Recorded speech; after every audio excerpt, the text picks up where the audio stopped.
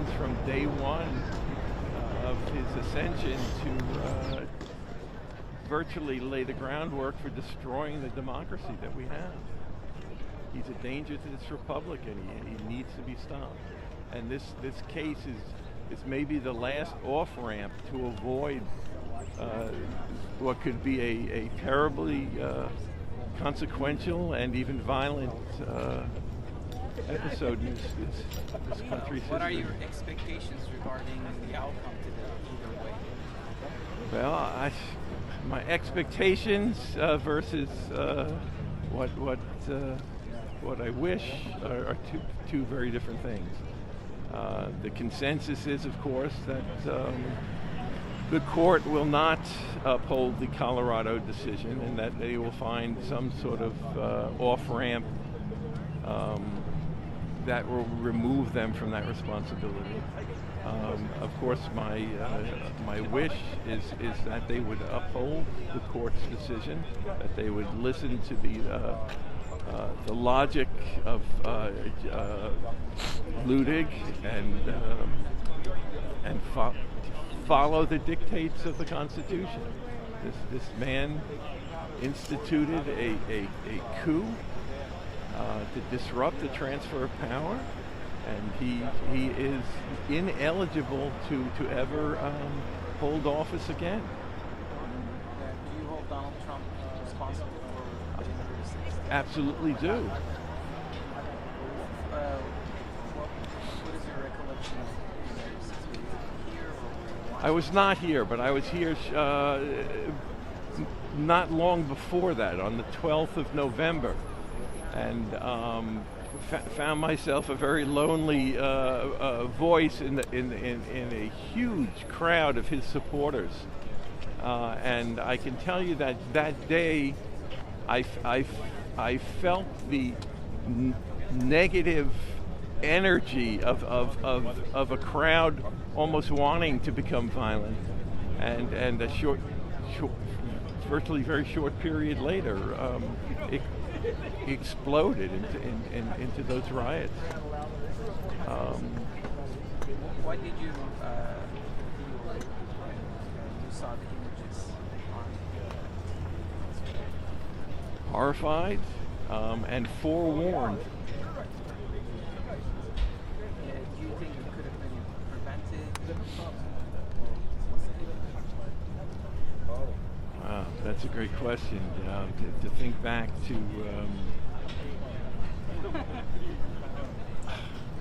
we were unprepared. Let's put it that way. Everything that has happened to bring us to this moment is a result of precedents and a belief that guardrails would hold based solely on precedents. And as we see now, so much of our institutions are vulnerable because of that very point, that it's not been really codified in law. So we were really caught unawares when we shouldn't have been unaware. So that was in reaction to dissatisfaction with the election results in 2020. And what kind of a reaction do you expect if you were not allowed to on the ticket for the 2020 election? I'm afraid violence is in this scenario, no matter what. I'm truly afraid of that. Thank you for your time. And one more question. For how long have you been here? Today? Yes. I was here from 6 o'clock on this morning. And I'm sure I got it, but because it's a live connection, right? Could you say your first name, last name, and spell it again, so we have like Sure. Stephen with a PH. My last name is Parlato, P-A-R-L-A-T-O, and I flew in from Boulder, Colorado for this. Okay, thank you very much. Thank you. Bye-bye. Have a nice day.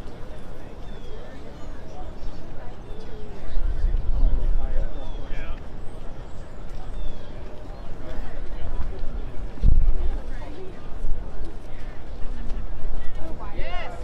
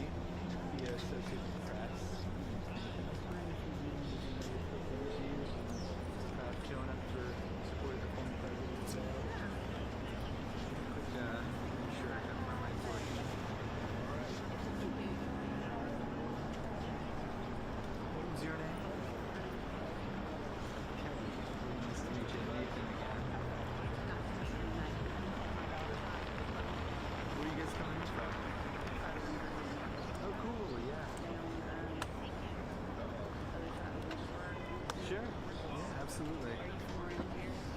I live on the Virginia side, but I got some family and friends in the Shenandoah Valley. Okay. So I've driven 81 quite a bit. Okay. Ugh. Right, yeah, exactly. Lots of trucks. Yeah, try to avoid it if you can. I know. But Lynchburg's nice, Liberty University and all that down there, so. Yeah, it's beautiful down there. Yeah. It's a nice, quiet community. So, if you want to, feel free to look at me. Just on the side of the camera here, and if you don't mind starting, Kelly, just with saying and spelling your first and last name, so good friends. Hi, I'm Kelly Walk. Kellilliwalk. Good to know that it's I, not a Y. And you said you're from Lynchburg? Or Lynchburg area, yes, Forest in particular. Gotcha. And to talk about what the motivation was to come up to DC today. What's happening? Why do you think it's important to be here and show your support? The Constitution, it just all comes down to the Constitution. Until someone is proven guilty, they're presumed innocent, and that's our right. And that's not what's happening right now with President Trump.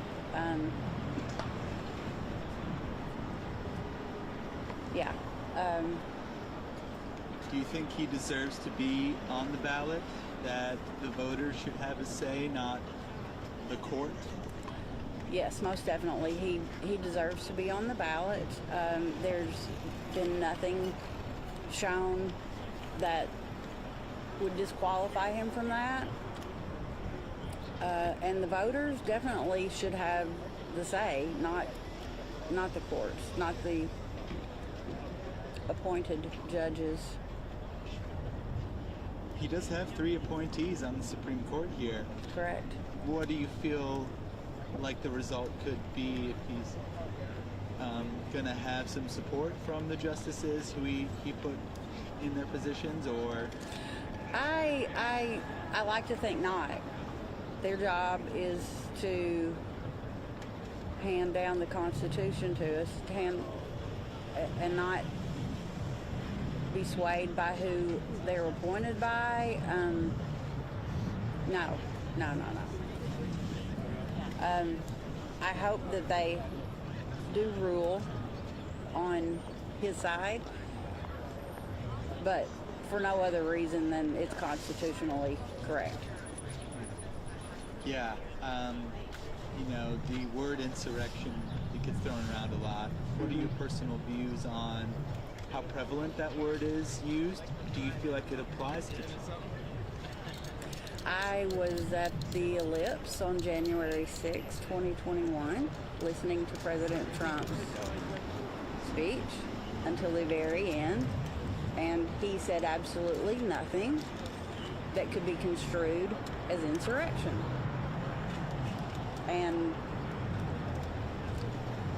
aside from a few, and I use few's a relative term, compared to the size of the crowd, only a few people behaved improperly, and they in no way deserve what they've gotten. But here we are. But the majority of the people here that day, that was no insurrection. Keep it up. No one was armed. So that's how I feel about the word insurrection. I know, I was here, nothing like that happened. So, yeah. Yeah, to apply that word in the court, you feel like is unfair that he didn't meet that level legally to be barred from the ballot as they're looking at in this case. Most certainly, no. He's not guilty of insurrection, and if that's the reason for taking him off the ballot, then they have no reason to take him off the ballot. To clarify, you've supported Trump in both 2016 and 2020? Yes. Are you planning to support him again, and kind of discuss the motivation, the reasons why you might support him in 2024? Since since Biden took office, our southern border, and I say this because I drove down there to see for myself, is being overrun, and Trump definitely had a significant impact on that when he was in office, and the economy, of course. Border, the economy. As far as your presence here today, it seems like there's a lot more protesters who are against the former president. You're one of the ones who's supporting him. Do you feel like it was important to kind of show up because there's not as many people who are in favor and support the president here? Most certainly. I'm trying to teach my daughter, you show up, you show your numbers, and that's part of why I'm here, is to let other conservatives know that we're out here, because January 6th kind of throttled everybody down. Everyone's afraid to organize anything now, so it's a kind and gentle way of trying to gather us together without formal planning. Yeah. Lastly, can I get a close-up of your sign? And Which one? This one? yeah, just those two together would be great. I really appreciate it.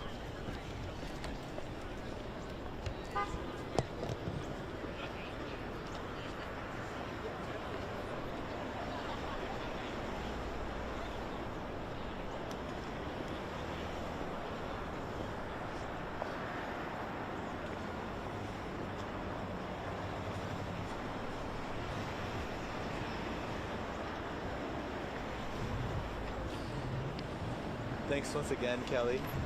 Hope you stay warm out here. Thank you. It's a wonderful day to be Yeah. out here.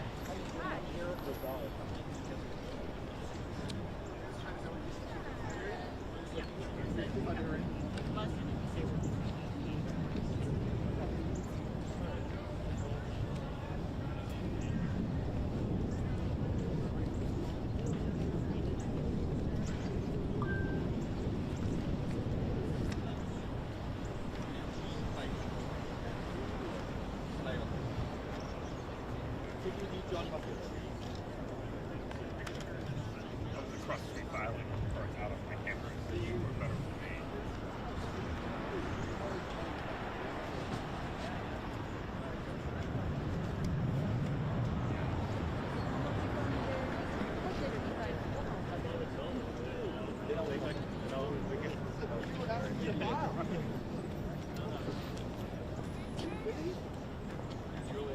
Across the filing, I saw you running, and you saw right there, like, cars. Damn it.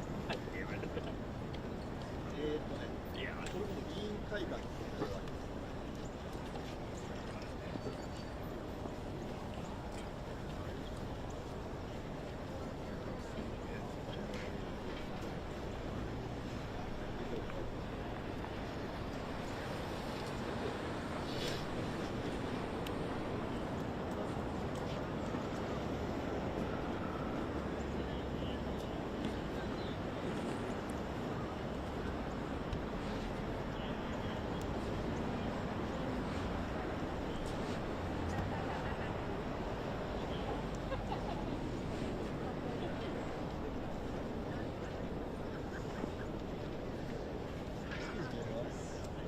Nathan Algren with the Associated Press. I wanted to see if you'd be willing to do a quick interview.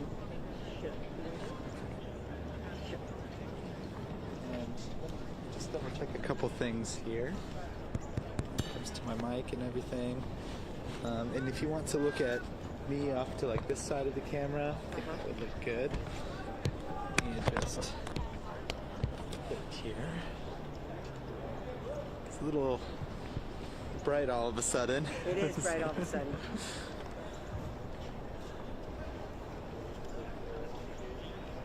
Okay, so I always start interviews the same. If you don't mind just introducing yourself, what's your first and last name? Sure, my name is Lisa. The last name is Fithian, F as in Frank, Ithian.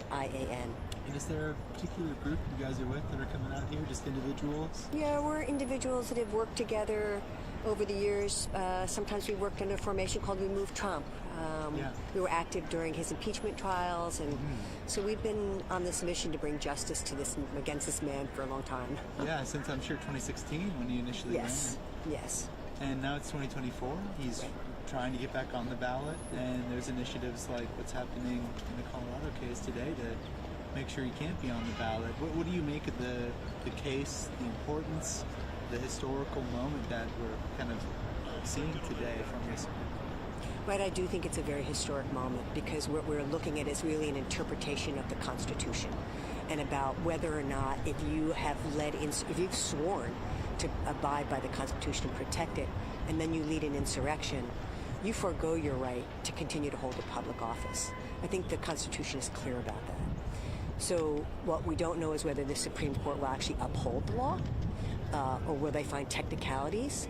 But I think in the longer view of history, it's an essential thing that if the presidency, if the office of the presidency is no longer accountable to the Constitution, then what future do we have in this country?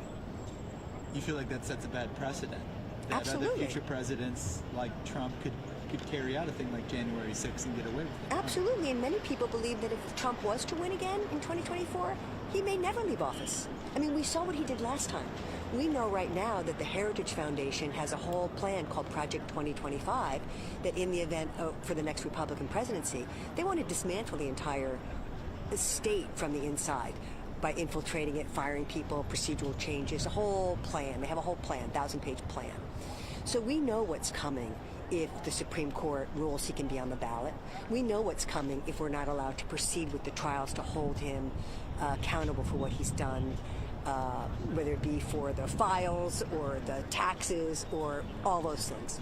So, and it just shows you if you have money, you can hire lawyers to create pandemonium in our legal system right now that's destabilizing for everybody. So it's like, we often believe what's happening here is very clear. The cases are clear, but then all of a sudden there's another lawsuit. Now Fannie Willis is being brought up because, you know, it's like, come on, people.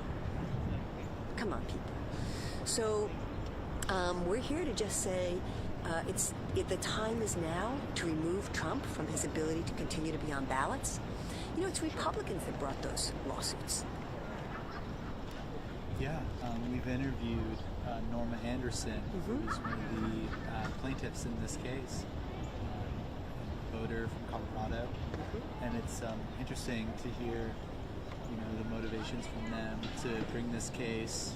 Of course, Colorado and Maine are the only two states thus far, and I know the lawyers representing the plaintiffs hope that if it does, the Supreme Court weighs in their favor, that more states would go forward.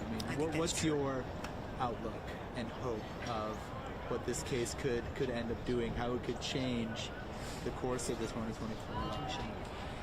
There's no question in my mind that if we prevail, that more states will move forward on a similar measure. I think there are many Republicans that understand that Donald Trump is a dangerous man. But the way he has governed or ruled, it's really like a lockstep fascist front. And people know if they go against him, they will be harmed. They will be hurt. So they're operating out of a lot of fear. So I think a lot of people are trying to figure out how can we stop every effort that's been made to try and stop this man. Again, he thwarts one way or the other. So hopefully this one, this country of laws that we live in, hopefully this will actually apply and stick this time. Because again, we believe the 14th Amendment is clear. So let's just take him off the ballot. Yeah. That's another way to do it. The term insurrection, in your view, kind of applies in this particular case. It makes sense. Absolutely. I was at the Capitol on January 6th. I was in town, actually, at the White House, standing up against the MAGA folks who were trying to destroy the Black Lives Matter fence and all of that work back then. And I came up to the Capitol. I saw from the I didn't know what was happening inside, but I saw what was happening outside. I was like, oh my God, They have swarmed and they've taken this building. If that's not an insurrection, what is? I mean, I just don't understand. Well, I understand. They lie. they try to confuse. They sow dissent. But there's no question that he mobilized those folks. He urged them on. I mean, even his speech at the Capitol was like, yeah, let the people in with the weapons. They're not going to hurt me. You know, get rid of the metal detector. I mean, come on. He knew. We all know that he knew. So, and that he riled up that crowd. And, you know, we saw what came out that day. So as far as the atmosphere outside the court today, there was maybe one pro-Trump protester, demonstrator. You guys have maybe a couple dozen. In general, why do you think it's so important to come out, to supply a visual, to demonstrate here at the court and showcase how you feel? Democracy only works if you participate. Democracy, in my mind, isn't about voting every 4 years. It's about standing up for what we believe in, exercising our rights, the First Amendment right, trying to make it clear that there are people in this country that do not believe Trump should be on the ballot and that he should be removed from the ability to hold that office again. So we show up when we can because we think it's an essential part of democracy. So that's why we're here today. And, you know, I'm actually surprised there are not more Trump people. I mean, I think at some level they know they might lose this. I can't believe that they would let him get away with it. But all the legal scholars are saying maybe they will because it's so clear in the law. So I'm not a lawyer. I don't know what technicalities they'll find to try and derail it. But hopefully they will act with courage and respect for the law. There's so many good signs that you guys have brought out. What's the bullet point list of ones that really jump out to you? Some of the chants, some of the messaging, you know, that really... I mean, I think all of our messaging works, but it's interesting. I was behind one of them and they were like, this is a witch hunt.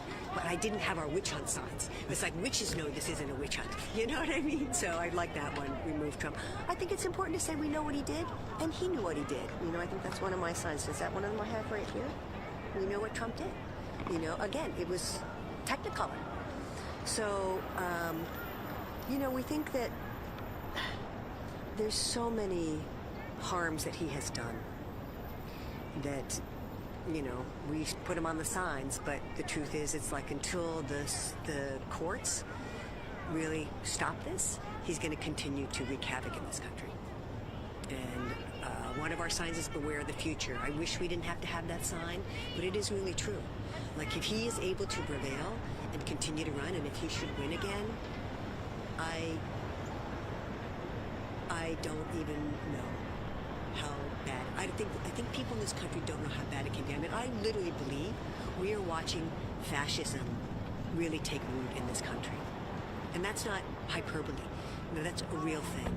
I mean, most people, I've studied a lot of what happened in Germany, and many of the scholars see that, you know, many of the people that tried to speak out against it started too late, and they were all killed. Let's be clear, they were all killed. So, would they kill us in this country? People died on the day of the Capitol insurrection. So, and people continue to die. A man was just stabbed in Austin, Texas because he was Palestinian. Right? There's a level of violence and hatred and polarization that, I mean, let's be clear. We've always had a problem with white supremacy in this country. But when you take white supremacy and you add the fascist creep with that, I think we're in very dangerous times. And hopefully, the people will prevail. I'll leave it there, and I just want to thank you, Lisa, for taking the time to be here to speak, and I hope you stay warm. Thank you. Yes, appreciate it. Thanks. Yep, you bet. Take care. He's crazy. Right, yeah.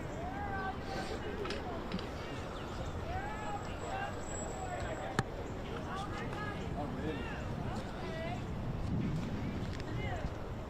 Hey, are you going to take a picture of this? Did you know that there was an amicus brief arguing the 9th Amendment? Norma Anderson, yeah. It's one of the plaintiffs in the case. This is in support of the people, not allowing them to take people off the ballot. Sure, yeah. Gotcha.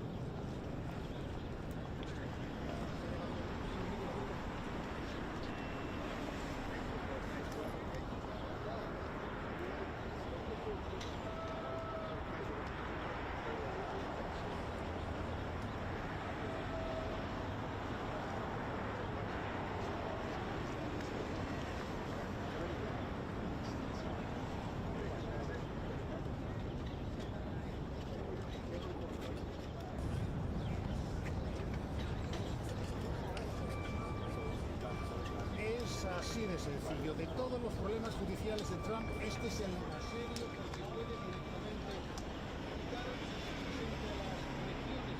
No es de lo más probable, pero un Estado colorado ya lo ha definido y por ello es aquí la Corte Suprema en Washington que tardará semanas quien tenga que aclarar si el asalto al Congreso fue una insurrección orquestada por Trump y por tanto se le puede o no volver a votar.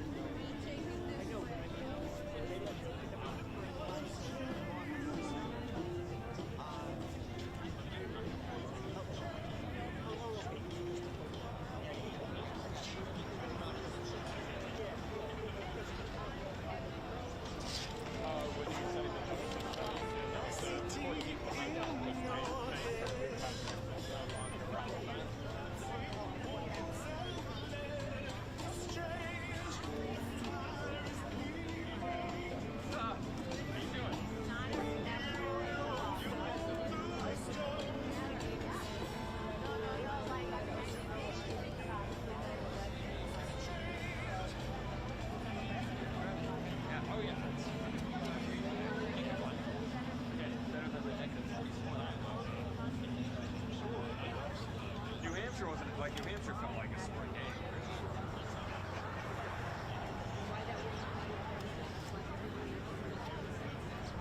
Are you expecting your decision while you're out here? Or do you think you'll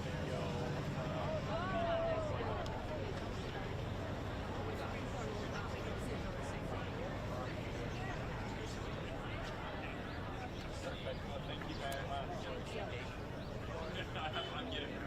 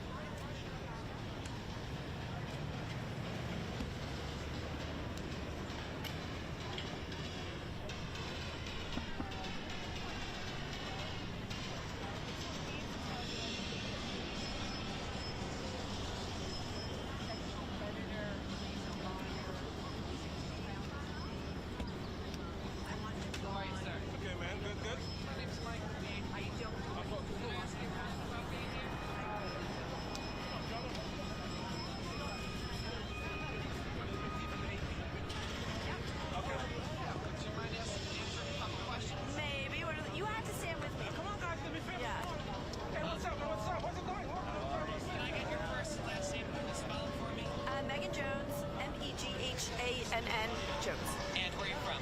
Herndon, Virginia. How about you? Abby Gashel, ABBYGASHEL, from Chantilly, Virginia. And what is important about you being here today in front of the Supreme Court? We are government teachers, so we wanted to come and document it to bring it back to our students. She is also a government teacher. That's Kelly McCormick. We're all at Herndon High School. Great. And so this is basically you're here for the students in that regard. Yes. But do you have any kind of feeling either way about what's going on inside that room? We prefer not to share because we are government teachers and we don't want to put our opinions out there and persuade the students. My question then for you is, you're government teachers, right? What is telling you about the government, even if it's just the process of it, is this for you the government functioning by bringing this case forward and having Yes, for sure, definitely. To see if his name can be on the ballot in Colorado or not, and this is the end-all be-all, right? So hopefully they don't send it back to the lower court and they make a decision. And last question, what would the message be like? What are you hoping the students kind of get from you being here today? That they can see that we can engage in politics downtown and maybe our voice will change things. And how easy it is to come down here and just be a part of the crowd. Will you say something? I mean, it'll be interesting to see the precedent that's set, regardless of the direction that it goes. So it'll be interesting, yeah, for sure. Kelly? What I hope to be able to tell our students is that what we're teaching them about the Constitution plays out in real life. So when we talk about the rule of law, I want to see that being demonstrated and applied by the Supreme Court and help our students have a belief that the Constitution works and government works the way it's supposed to. Yeah, Kelly, keep that spelling. First last name? Sure. Kelly McCormick, Kelly McCormick. And you're also a government teacher. I'm also a government teacher. Yeah. And you're all from Herndon? Yes. Yeah. Nice. Thanks, boss. You have a card, man? You have a card? Oh, thanks, man. Thank you. That's my insurance card.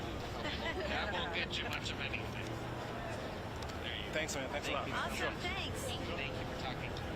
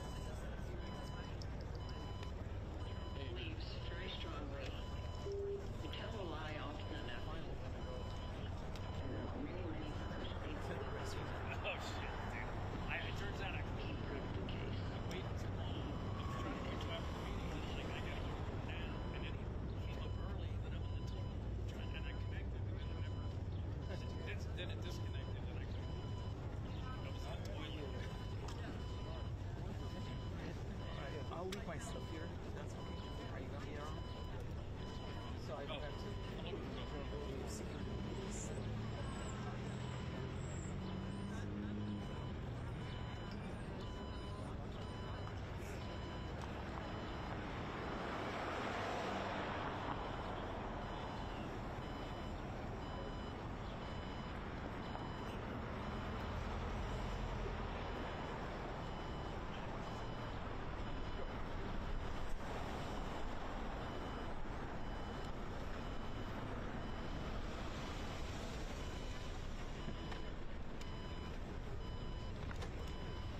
I know, I'm going to avoid it.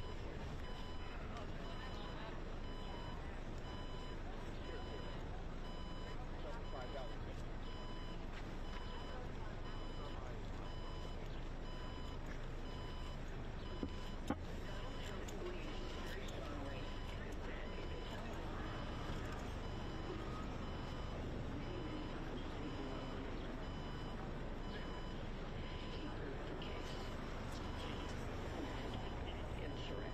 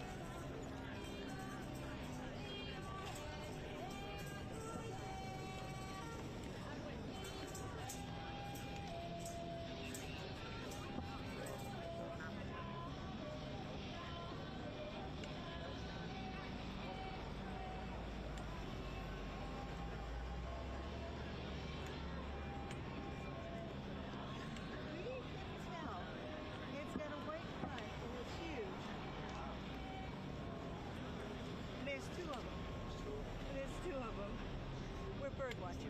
Oh, okay. Awesome. I can't see it right now. There's a big, it looks like, it's big enough to be an eagle or a hawk, but it's white in front. I see that photographing over there. I'm going to go check that out. Before it's over there. Okay. Somebody better post it because I can't see it well enough. I've never seen an eagle. I've seen an eagle. We were protesting a few years ago at the Capitol, and an eagle flew right above us. It was so cool. I've seen a lot of eagles, a lot of shysters. I see a lot of them. I've never seen an eagle. I haven't, but not intentionally. We did have a snowy eagle here a few years ago.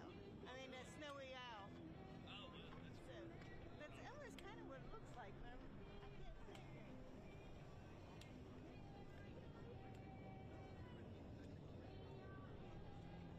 Is the shyster a predatory bird? I don't think she understood you. They do a lot of different things. Some of them fly. Oh, yeah. I figured there's probably a lot over there in that building there.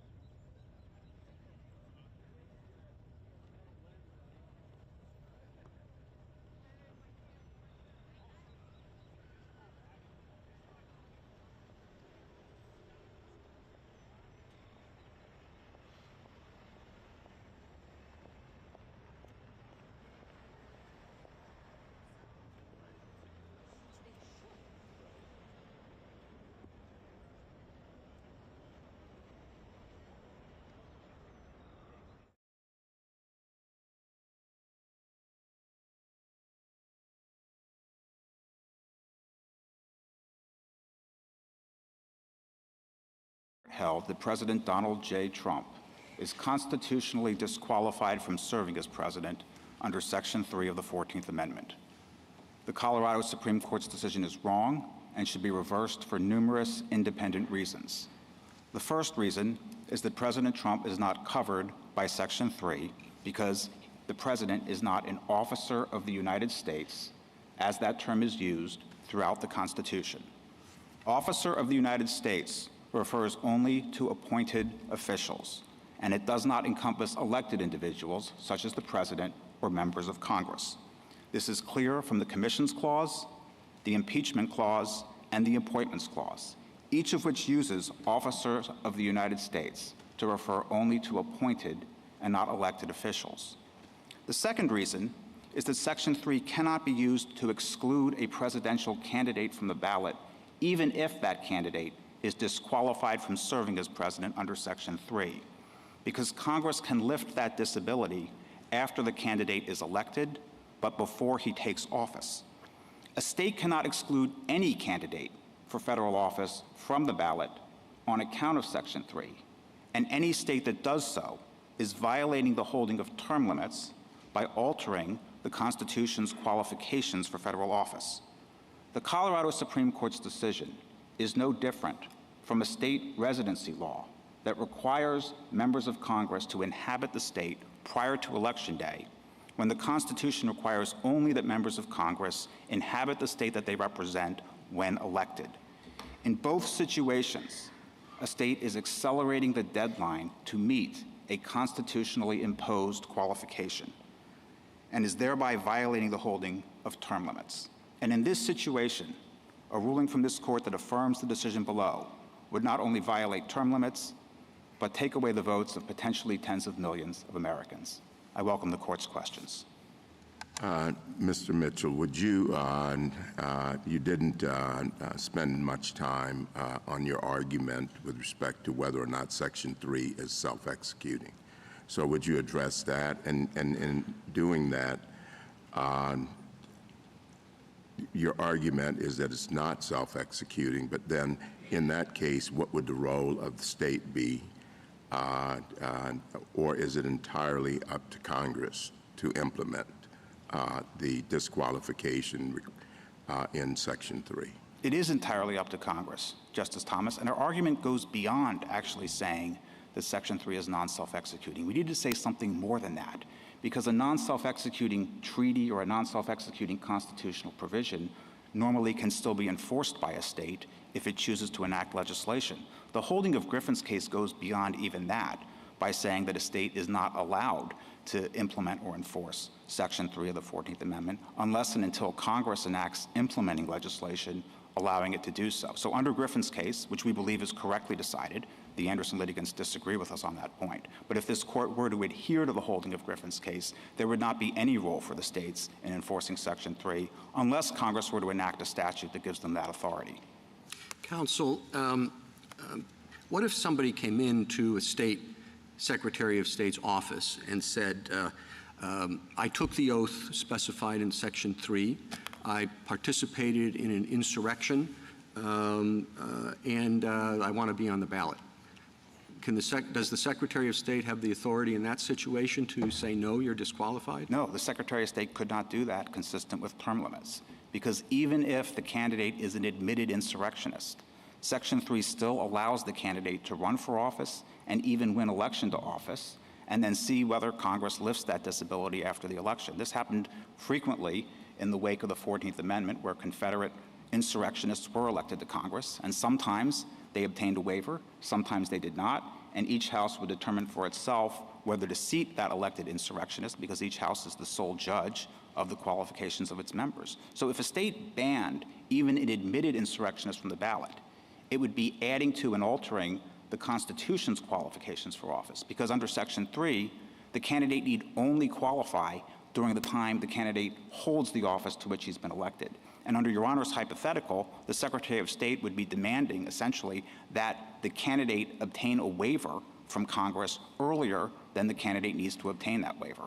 Well, even though it's pretty unlikely, or at least would be difficult for an individual who says, you know, I am an insurrectionist and I had taken the oath, that would require 2/3 of votes in Congress, right? Correct. Well, this is a pretty unlikely scenario. It may be unlikely, but no Secretary of State is permitted to predict the likelihood of a waiver, because in doing so, they're adding a new qualification to the ability to run for Congress. And the proper analogy, Mr. Chief Justice, is to state residency laws, because the Constitution says that a member of Congress must inhabit the state that he represents when elected. And the lower courts have all held, in reliance on term limits, that a state election official cannot move that deadline any earlier by requiring the candidate for Congress to inhabit the state. So even if somebody comes in and says, I'm a resident of the Secretary of State's office in Illinois, and says, I'm a resident of Indiana, I have been all my life, I want to run for office in Illinois, the Secretary of State can't say, no, you can't? Well, the question would be, is that person going to inhabit the state when the election is held? So if the candidate makes clear perhaps through a sworn declaration or through his own statements, that he has no intention of relocating to that state before Election Day, then the Secretary of State would be enforcing an extant constitutional qualification rather than enforcing a new state-imposed qualification. And that's the key under term limits. Is the state in any way altering the criteria for a federal office, either for Congress or for the presidency? And in this situation, the Colorado Supreme Court is going slightly beyond what Section 3 requires, because Section 3, on its face, bans an insurrectionist only from holding office. Counsel, can I stop you a moment and back up a minute? You admitted that the concept of self-executing does generally permit states to provide a cause of action for breaches of a constitutional provision. Correct. In fact, they do it frequently for takings clauses. There's no debate that Colorado has provided that cause of action. You want to go a step further and say that this, like the treaty clause, requires implementing legislation to permit the state to disqualify an insurrectionist. That's correct. So under Section 3. That's right. So history proves a lot to me and to my colleagues generally. But there's a whole lot of examples of states relying on Section 3 to disqualify insurrectionists for state offices. And you're basically telling us that you want us to go 2 steps further. You want to, maybe 3. You want us to say that self-execution doesn't mean what it generally means. You want us now to say it means that Congress must permit states or require states to stop insurrectionists from taking state office. And so this is a complete preemption in a way that's very rare, isn't it? Well, that's the only thing I would disagree. It's rare under the 14th Amendment. Oh, of course it's rare. This is a one-off situation. And, Your Honor, the only thing Well, it is one-off. I don't disagree with you. But it's not with respect to how we've defined self-executing. We're not asking this court to redefine the concept of non-self-execution. We were careful in our brief not to rely on that phrase. And Griffin's right, case you are because it's not. That's right. And okay, Griffin's so case... now the question is a very different one in my mind. I understand what you're relying on, Griffin. Let's just be very clear. Right. Griffin was not a precedential Supreme Court decision. That's correct. All right? It was a circuit court decision by a justice who, when he becomes a justice, writes in the Davies case, he assumed that Jefferson Davis would be ineligible to hold any office, particularly the presidency, and treated, and this is his words, Section 3 as executing itself, needing no legislation on the part of Congress to give it effect. So you're relying on a non-presidential case by a justice who later takes back what he said. But the key point with Griffin's case and why it's an important precedent, despite everything Your Honor said, it is not a precedent of this court. But Griffin's case provided the backdrop against which Congress legislated the Enforcement Act of 1870 when it first provided an enforcement mechanism for Section 3. And it did away with it later. It did away with it later. But that has nothing to say with respect to what Section 3 means. Can we get to the issue, which is, I think, one that I go back to that I started with, and very briefly, what sense does it say that states can't enforce Section 3 against their own officials? I mean, I think logically those are 2 separate issues in my mind. Can states enforce the insurrection clause against their own office holders, or can they enforce it against federal officials, or can they enforce it against the president? Those are all 3 different questions in my mind. And the answer to all 3 of those questions turns on whether this court agrees with the holding of Griffin's case. If Griffin's case is the proper enunciation of the law, then a state cannot do any of the things Your Honor suggested unless Congress gives it authority to do so. So a non-presidential decision that relies on policy doesn't look at the language, doesn't look at the history, doesn't analyze anything than the disruption that such a suit would bring, you want us to credit as presidential? Because Congress relied on Griffin's case when it enacted the Enforcement Act of 1870 and established... So, Mr. Mitchell, if I may interrupt, but just to clarify, I mean, this sounds like your reply brief, where it sounds like you're not making a constitutional argument, you're really making a statutory preemption argument. And is that what you're doing here? You're not saying that the Constitution gives you this rule. It's the kind of combination of Griffin's case plus the way Congress acted after Griffin's case that gives you the rule? That's exactly right, Justice Kagan, because we have implementing legislation. Congress took up the invitation provided by Griffin's case and established writs of quo warranto in the 1870 Enforcement Act, later repealed them. The only enforcement legislation that's currently on the books is the Insurrection Criminal Statute, Section 2383. And when Congress made all of these decisions, the initial enactment of the Enforcement Act in 1870, the repeal of the quo warranto provisions in 1948, all of those were made with Griffin's case as the backdrop. Please. Well, the understanding was that these congressionally established remedies would be exclusive of state court remedies. So there's not an express statement of preemption in these statutes, but there didn't need to be because Griffin's case provided the backdrop. And if I could just understand the argument a little bit better, suppose that we took all of that away. You know, suppose there were no Griffin's case and there were no subsequent congressional enactment. What do you then think the rule would be?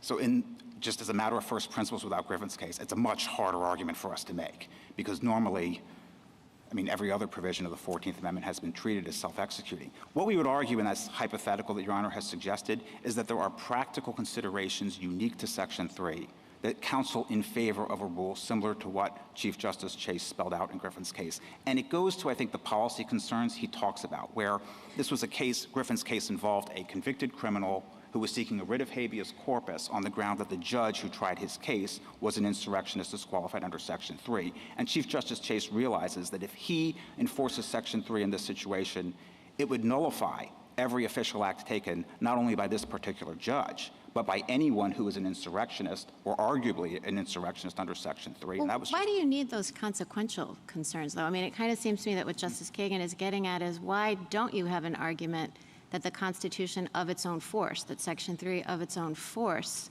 preempts the state's ability not necessarily, I think not, to enforce Section 3 against its own officers, but against federal officers, like in a Tarbell's case kind of way. So there could also be an argument that's more limited. You're suggesting there may be a barrier under the Constitution to a state legislating an enforcement mechanism for Section 3 specific to federal officers. We could rely on precedents such as McClung that says that state courts lack the authority to issue mandamus relief against federal officials. Well, and why extend aren't that you making principles those here. arguments? Because that doesn't get us, Griffin's That case only goes, gets you out of state court, doesn't get you out of federal right. court. And also the holding of Griffin's case went well beyond that because Chief Justice Chase said in this opinion, which again provided the backdrop for the congressional enforcement legislation, that states had no role in enforcing Section 3 unless Congress was to give them that authority through a statute that they passed pursuant to their But your arguments...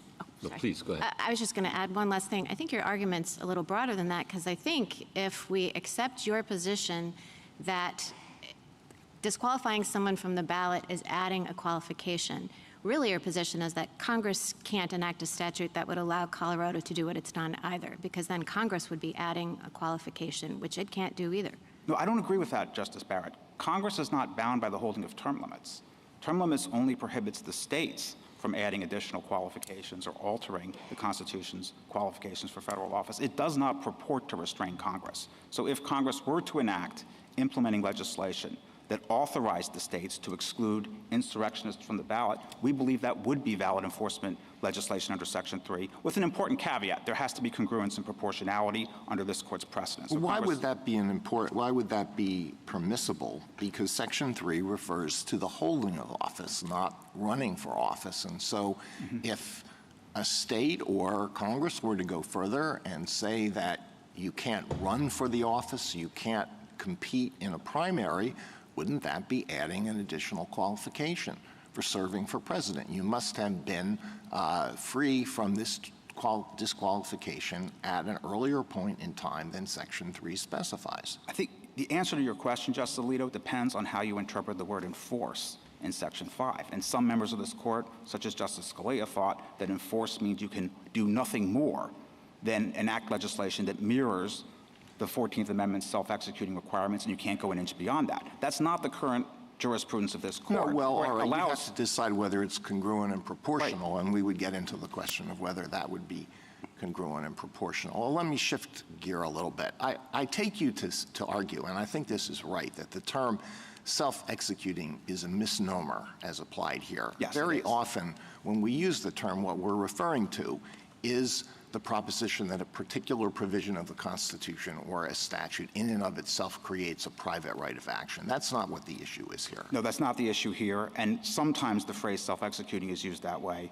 The only thing I would add is sometimes it's used in a different sense. With self-executing treaties or non-self-executing treaties, the issue is whether that treaty has any force as domestic law whatsoever. Right, but I don't see what is gained by using this term, which is used in different contexts, rather than directly addressing what's involved here, which is the question of who can enforce Section 3 with respect to a presidential candidate. The consequences of what the Colorado Supreme Court did, some people claim, would be quite severe. Would it not permit, would it not lead to the possibility that other states would say, using their choice of law rules and their rules on collateral estoppel, that there's non-mutual collateral estoppel against former President Trump, and so the decision of the Colorado Supreme Court could effectively decide this question for many other states, perhaps all other states. Could it not lead to that consequence? I don't think so, because Colorado law does not recognize non-mutual collateral estoppel, and I believe the preclusive effect of the decision would be determined by Colorado law rather than the law of another state.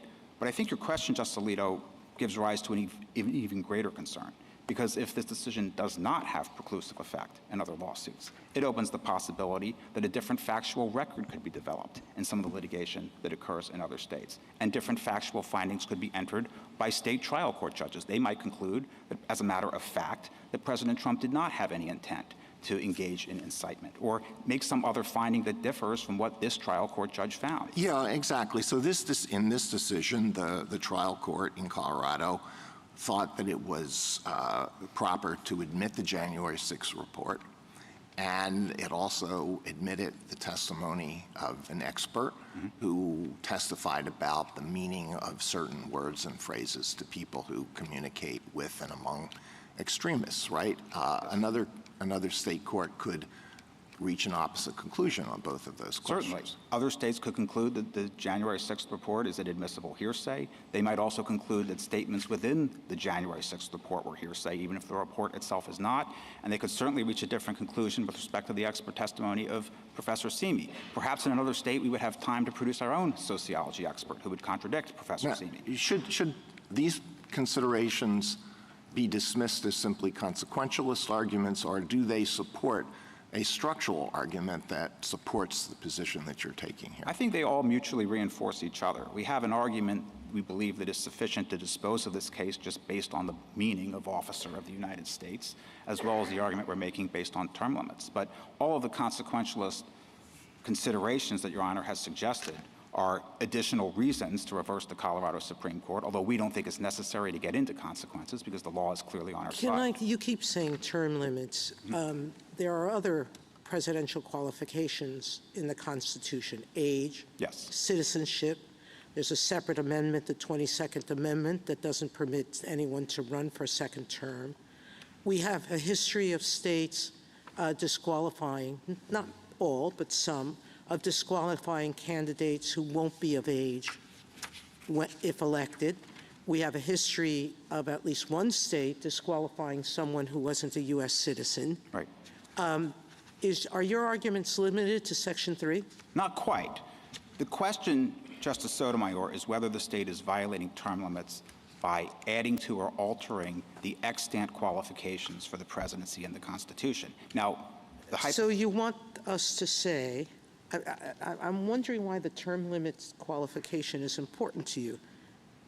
Because are you setting up so that if some president runs for a third term, that a state can't disqualify him from the ballot? Of course a state can disqualify him from the ballot, because that is a qualification that is categorical. It's not defeasible by Congress. So a state is enforcing the Constitution when it says you can't appear on our ballot if you've already served 2 terms as president. The same if they're underage when elected, and the same if they're not a U.S. citizen. The same if they're not, well, the same if they're not a U.S. citizen for sure. The age is a little more nuanced because you can imagine a scenario where the person is 34 years old at the time of the election, but he turns 35 before inauguration. Well, then that would come up. That would probably come up to us at some point.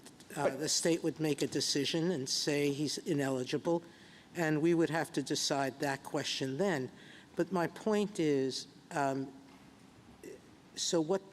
Adding qualifications to what term limit? Is your argument based on? You're changing. I'm just confused. Okay. With respect to maybe I'll start with the age example. If a state like Colorado says you can't appear on our presidential ballot unless you are 35 years old on the day of the election, that would be a violation of term limits because there could be a 34-year-old on the day of the election who turns 35 before Inauguration Day. What Colorado has done here, what their Supreme Court has done, is similar because under Section 3, President Trump needs to qualify during the time that he would hold office. And the Colorado Supreme Court is saying to President Trump, you have to show that you would qualify under Section 3 now, at the time of the election, or at the time that we, the state Supreme Court. Now I understand. So now, just a point of clarification so we're all on the same page. When you say term limits, you mean our decision in the term limits case. Yes, not I'm the sorry. Constitutional provision governing term limits. Yes, U.S. term limits against Thornton. Maybe I should call it Thornton instead of term limits. I'm sorry. I was confused. Does it have something to do with the fact that the particular circumstance that you're talking about can change? Is that what you mean? I'm trying to understand the distinction between the provision in the Constitution that relates to disqualification on the basis of insurrection behavior and these other provisions that Justice Sotomayor points out. They all seem to me to be extant constitutional requirements. So, but you're drawing a distinction. Right. I'm drawing a distinction because some of them are categorical. What do you mean by categorical? Whether or not you are an insurrectionist is or is not categorical? It is not categorical because Congress can lift the disability by a 2/3 vote. And but why does that change the initial determination of whether or not you fall into the category? I don't understand the fact that you can be excused from having been in the category. Why does that not make it a categorical determination? Because we don't know whether President Trump will be excused before he's sworn in, if he wins the election, on January 20th, 2025. And a court that is saying that President Trump has to show now, today, that he would qualify under Section 3 is accelerating the deadline that the Constitution provides for him to obtain a waiver from Congress. But that's by virtue of the hold, right? Hold office. This is correct. Section 3 bans him only from holding office. All right, can I ask you, now that I have the floor, yes. Can I ask you to address your first argument, which is the officer point? Sorry. Yeah, why don't we? Can we? Is that okay if we do this and then we go to that? Sure. You know, Go ahead. Will there be an opportunity to do officer stuff, or should we? Absolutely. I just want to understand. So, on this theory, what is the sum total of ways that that Section 3 can be enforced? That somebody out there can say, yes, there's been a former president who engaged or led or participated in an insurrection, and so should be disqualified from office, putting aside the officer argument. Right. What is the sum total of ways that enforcement can happen? So the answer to that question is going to depend on what Your Honor thinks of Griffin's case. So if this court were to affirm the rationale of Griffin's case, then the only way Section 3 could be enforced is through congressional legislation that creates a remedy. So Congress could reinstate the quo warranto provisions that they initially had in the 1870s. Is that your position? Yes, because we believe Griffin's case is correctly decided and should be followed. And how does that fit with a lot of the answers to the questions that we've been given? You said, well, Congress has to have the ability by a 2/3 vote to lift the disqualification. Right.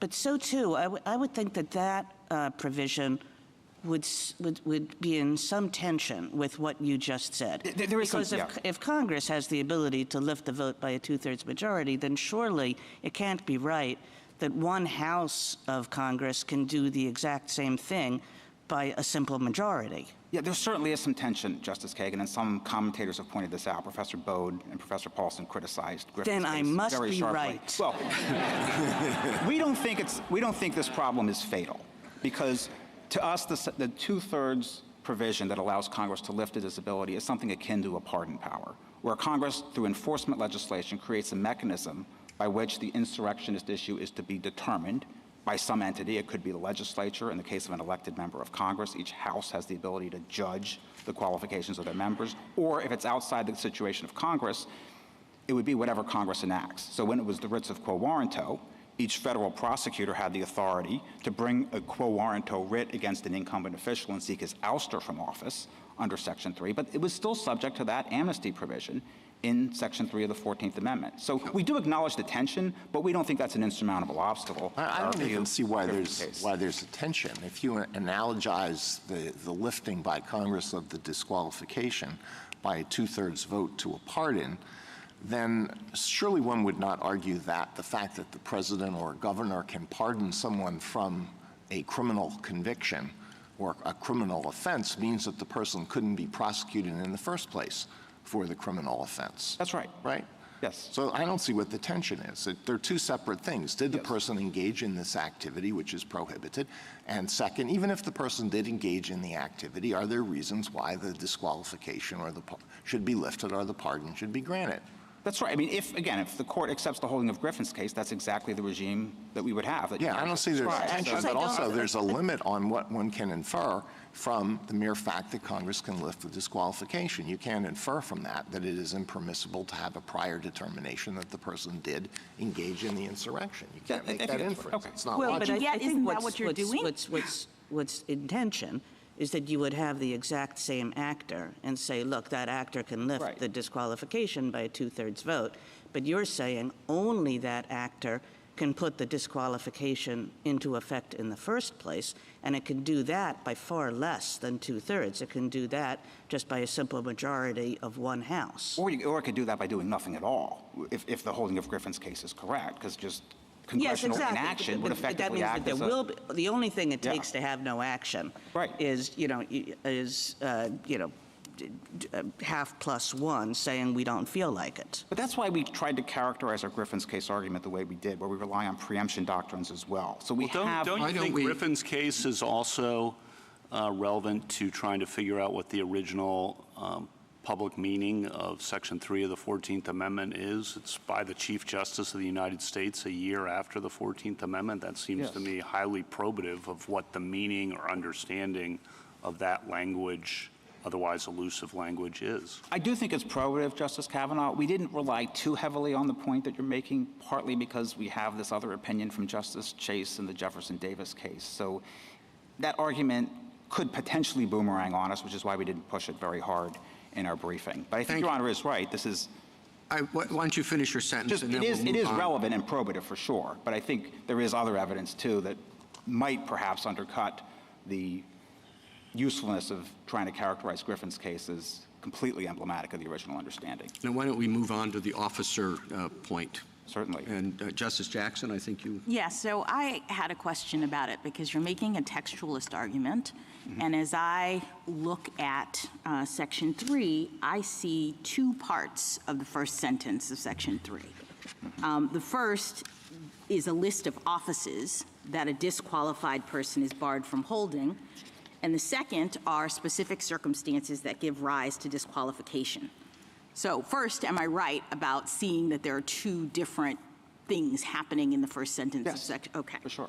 So are you arguing both in this case or just one? Are you arguing both that the office of the presidency should not be considered one of the barred offices and that a person who previously took the presidential oath is not subject to disqualification?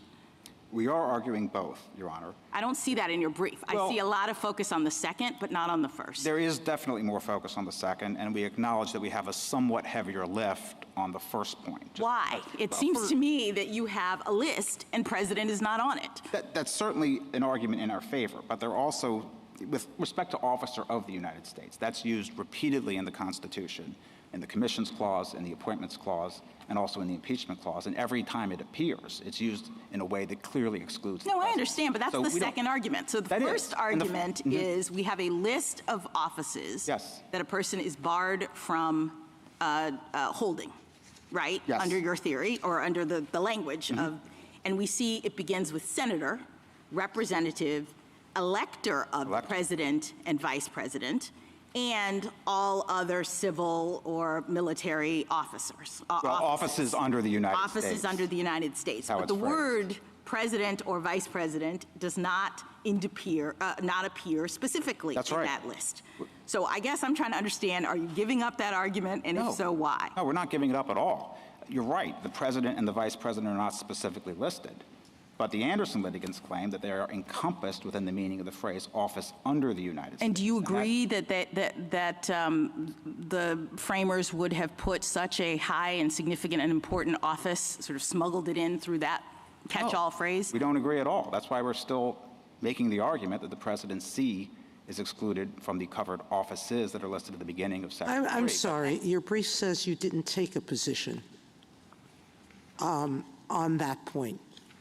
I'm sorry. And your brief said, I don't have the site, I apologize. You don't affirmatively argue that point, I think is what your brief said.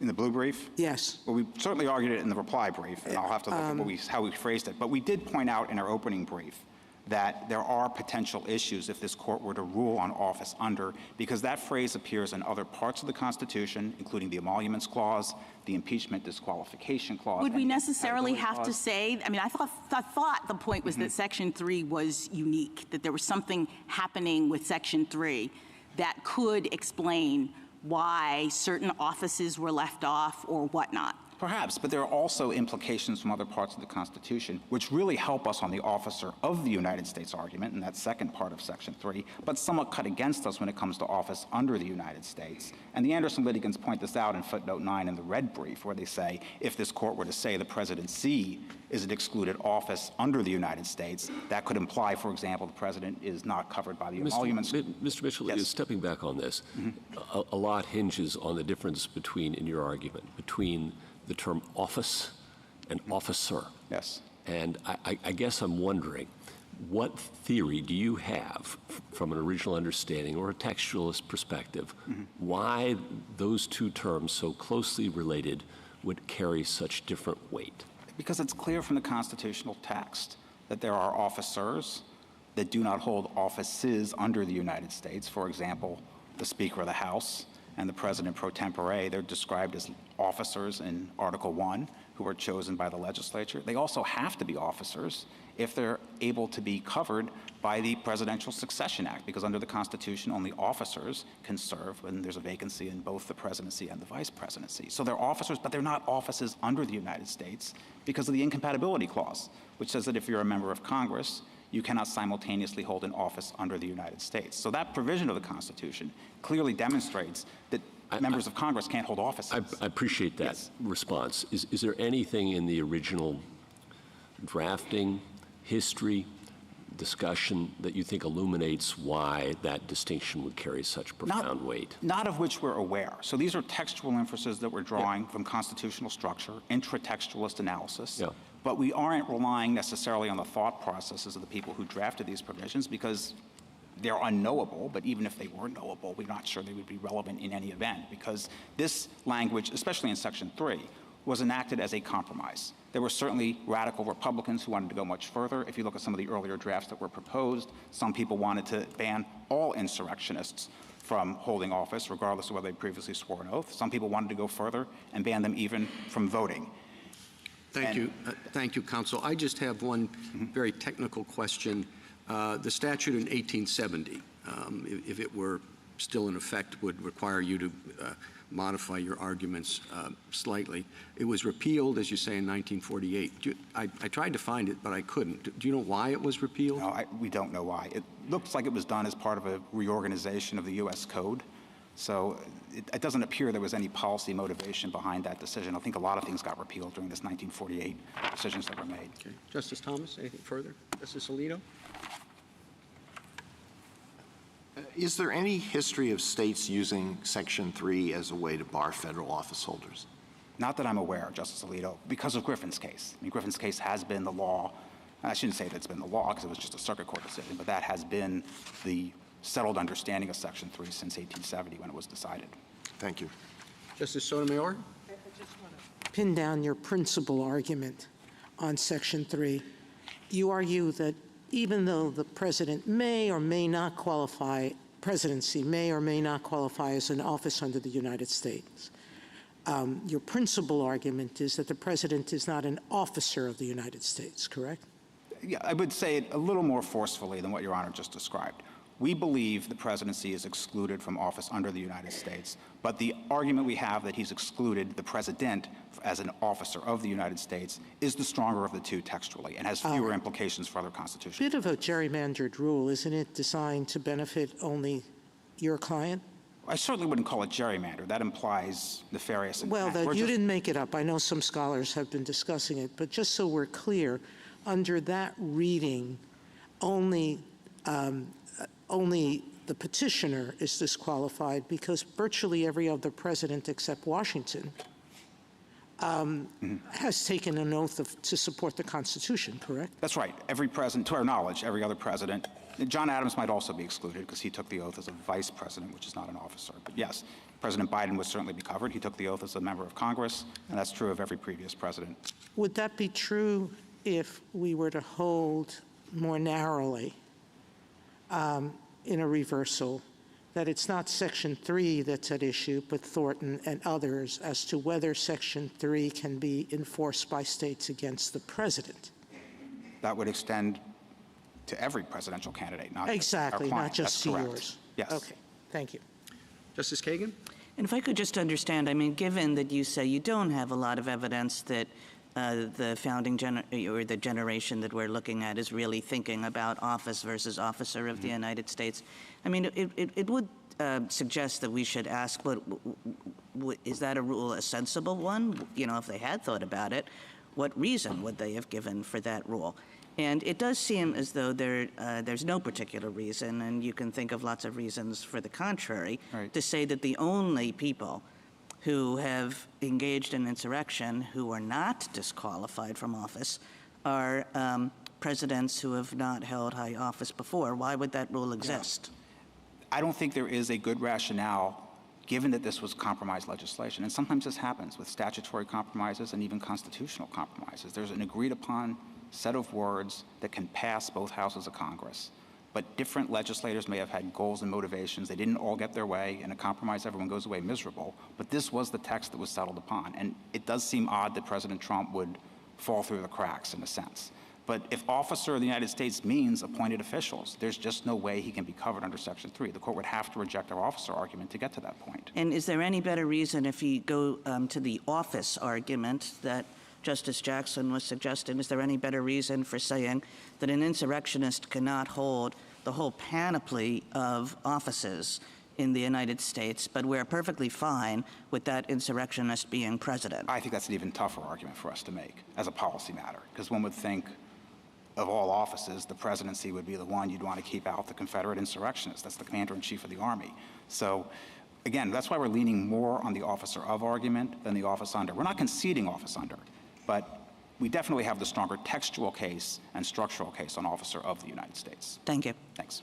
Justice Gorsuch? Respond to some of the specific textual arguments on the officer of with respect to the Appointments Clause, the Impeachment Clause, and some of the others. Yeah, so the way, I'll start with the Commission's The ball clause. has been bouncing on that back and forth, and I wanted to see where you landed today. There are three different textual inferences that could be drawn from each of those provisions Your Honor just mentioned. But the Commission's clause, I think, is the strongest because it says the President shall, commission all the officers of the United States. Shall is mandatory. All is all-encompassing. And the President doesn't commission himself, and he can't commission himself. So that's one of the first problems. I think the Anderson litigants are trying to say, there's somehow an implied exception there because the President obviously can't commission himself, so we should construe that to mean all officers of the United States besides the president. But you also have members of Congress who are not commissioned by the president, and that's because they're not officers of the United States. So the only sensible distinction that we can see, given the language of the Commission's Clause, is that officers of the United States are appointed officials, and elected officials, such as members of Congress, and the president and the vice president are not. And the impeachment clause reinforces that. The president, the vice president, and all civil officers of the United States shall be removed from office upon impeachment for and conviction of all high crimes and misdemeanors. The president and the vice president are listed separately from officers of the United States. And then, of course, the appointments clause, we know the president is not appointed pursuant to Article 2, neither is the vice president, neither are members of Congress, so they can't be officers either. And how does Article 1, Section 6 fit into this discussion? And this is about officers being in the line of succession? Yes, exactly. Right, so you have to be an officer to be in the line of succession. We have a federal statute that puts the Speaker and the President pro tempore in the line of succession. They are officers, but they're not officers of the United States because they're not subject to impeachment, they're not commissioned by the President, and they're not appointed pursuant to Article 2. So there is this gap between the term officer and the phrase officers of the United States, reinforcing the idea that officers of the United States is a term of art that doesn't refer just to federal office holders, which is what the Anderson litigants are claiming, but refers only to those who are appointed, not to those who are elected. Thank you. Justice Kavanaugh? And just make sure I understand how you're using Griffin's case again. Section 3 refers to insurrection and raises questions about who decides what processes are to be used. That's ratified in 1868. The next year, Chief Justice Chase opines that states do not have the authority, that only Congress has the authority to enforce that.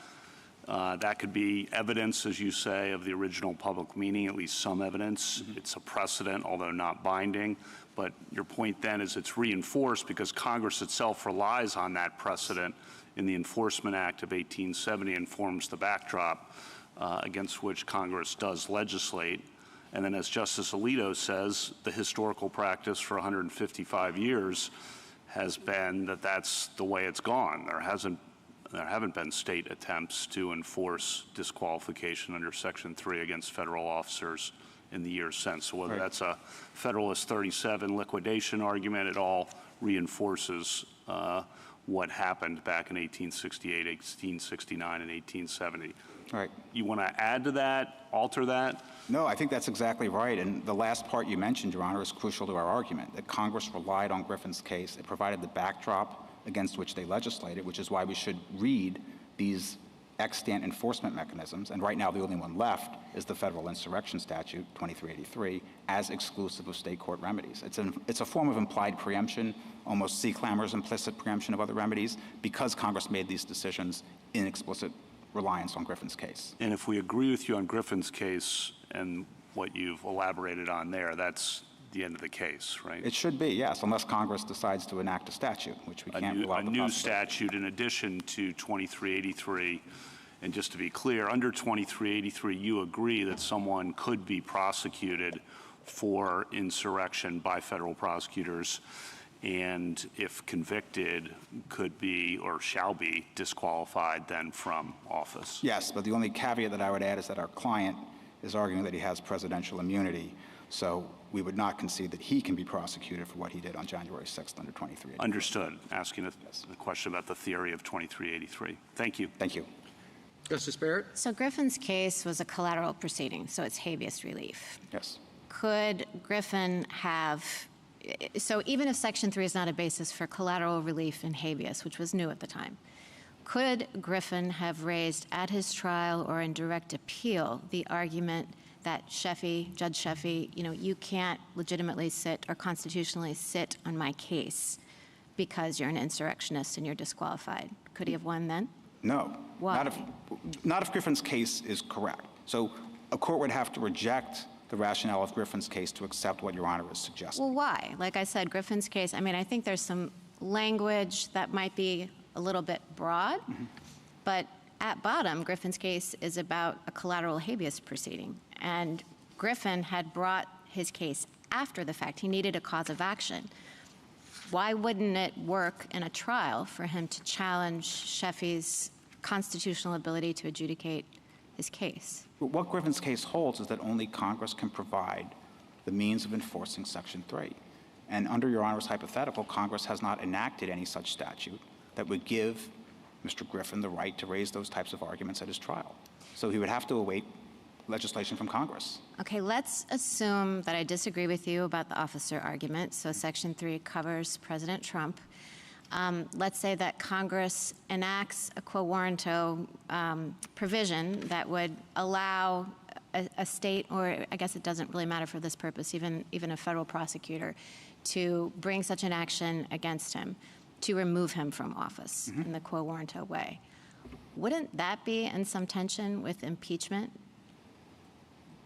He would be extracted from office outside of the process of impeachment. Couldn't then President Trump simply say, well, the only way to get me out of office is the impeachment process and not this quo warranto action? So I don't know how that would play out, because the quo warranto actions that were brought, that I'm aware of, under the 1870 Enforcement Act, were brought against state officials. And Your Honor's impeachment hypothetical would apply not only to the president, but any federal officer of the United States. I know. So I don't know how that played out in the courts and whether anyone ever tried to argue that impeachment was the exclusive remedy for. Well, I don't think anybody did argue it. I guess what I'm asking is, you said it's Congress's exclusive province, and you also said that it has to apply, after one is holding office, is elected. And I'm asking whether then the implication of your argument is that Congress could not enact such a provision that applied against federal office holders that were covered by Section 3 as opposed to state ones. I believe they could. And the impeachment clause says that the president, the vice president, and all civil officers of the United States shall be removed from office upon impeachment and conviction. But it doesn't say that's the only way you can remove them. I mean, Congress can defund a position, and effectively, it's not quite the same as formal removal. But the other relevant precedent is Stewart against Laird, when the Jeffersonians repealed the Midnight Judges Act and abolished all of these positions for federal judges. And some people thought that was unconstitutional because they thought the only way you could eliminate federal judges was through impeachment. But Chief Justice Marshall upheld that statute. So that, to me, is a relevant precedent showing that impeachment is not the only way to get rid of a federal official. Okay, let me just ask one question, and this is just a point of clarification. Does President Trump have any kind of due process right here? I mean, I'm wondering, this kind of goes not to the cause of action point or the preemption point, but more to the question of what procedures he might have been entitled to. You don't make the argument that he was entitled to any, nor did I see the argument that he had any kind of constitutionally protected right to ballot access, so that he was, and constitutionally entitled to an opportunity to be heard. Is that right? He had no due process right? We made that argument below. We did not make that in our briefs to this court for several reasons. I mean, Your Honor's, I think, suggesting, and this is correct, that the proceedings below, to put it charitably, were highly irregular. Well, I wasn't suggesting that. I was just I'm sorry. asking. The question seems to suggest that there might be due process issues, but we didn't develop that argument in this court for several reasons. Winning on due process doesn't really do as much for our client as the other arguments that we've made, because that would be a ruling specific to this particular proceeding in the state of Colorado and would leave the door open for Colorado to continue on remand to exclude him from the ballot. Okay, thank you. Justice Jackson? Back to whether the presidency is one of the barred offices, I guess I'm a little surprised at your response to Justice Kagan, because I thought that the history of the 14th Amendment actually provides the reason for why the presidency may not be included. And by that I mean, I didn't see any evidence that the presidency was top of mind for the framers when they were drafting Section 3, because they were actually dealing with a different issue. The pressing concern, at least as I see the historical record, was actually what was going on at lower levels of the government. The possible infiltration and embedding of insurrectionists into the state government apparatus, and the real risk that former Confederates might return to power in the South via state-level elections, either in local offices or as representatives of the states in Congress. And that's a very different lens. If your concern is trying to make sure that these people don't come back through the state apparatus and control the government in that direction, seems to me very different than the worry that an insurrectionist will seize control of the entire national government through the presidency. And so I just am surprised that you would, given the text of the provision and the historical context that seems to demonstrate that their concern or their focus was not about the presidency, I just don't understand why you're giving that argument up. There is some evidence to suggest that. Is there any evidence to suggest that the presidency was what they were focused on? There is some evidence of that. There were people saying we don't want Jefferson Davis to be elected president, and there was also one of the drafts of Section 3 specifically mentioned the presidency and the vice presidency. But it wasn't the final. It wasn't the final. So it wasn't. Yes, right. I'm sorry. It wasn't the final enactment, but it does show that there was some concern by some people about Confederate insurrectionists ascending to the presidency. And we didn't want to make a law office history type argument where we just look at the historical evidence and pick the evidence that we like and interpret it tendentiously, because the other side can get back with us and throw this countervailing evidence back in our face. So we wanted to focus more on the text of the Constitution, because this was ultimately a compromise provision that was enacted in Section 3. All right, let me ask you another question about the states, because you have forcefully made an argument about the states not being able to enforce Section 3. So if we agree with you on that, what happens next? I mean, I thought you also wanted us to end the litigation. So is there a possibility that this case continues in federal court if that's our conclusion? I don't see how it could unless Congress were to enact a statute in response to this court's decision. So your point is that we would have to say congressional enacting legislation is necessary for either state or federal enforcement. That's correct. All right. Final question. The Colorado Supreme Court concluded that the violent attempts of the petitioner's supporters in this case to halt the count on January 6th qualified as an insurrection, as defined by Section 3. And I read your opening brief to accept that those events counted as an insurrection, but then your reply seemed to suggest that they were not. So what is your position as to that? We never accepted or conceded in our opening brief that this was an insurrection. What we said in our opening brief was President Trump did not engage in any act that can plausibly be characterized as insurrection. All right, so why would this not be an insurrection? What is your argument that it's not? Your reply brief says that it wasn't because I think you say it did not involve an organized attempt to overthrow the government. So that's one of many reasons. But for an insurrection, there needs to be an organized, concerted effort to overthrow the government of the United States through violence. And this so riot your point is that a occurred, chaotic effort to overthrow the government is not an insurrection? No, we didn't concede that it's an effort to overthrow the government either, Justice Jackson. Right? None of these criteria were met. This was a riot. It was not an insurrection. The events were shameful, criminal, violent, all of those things, but it did not qualify as insurrection, as that term is used in Section 3. Thank you. Thanks. Thank you, counsel. Thank you.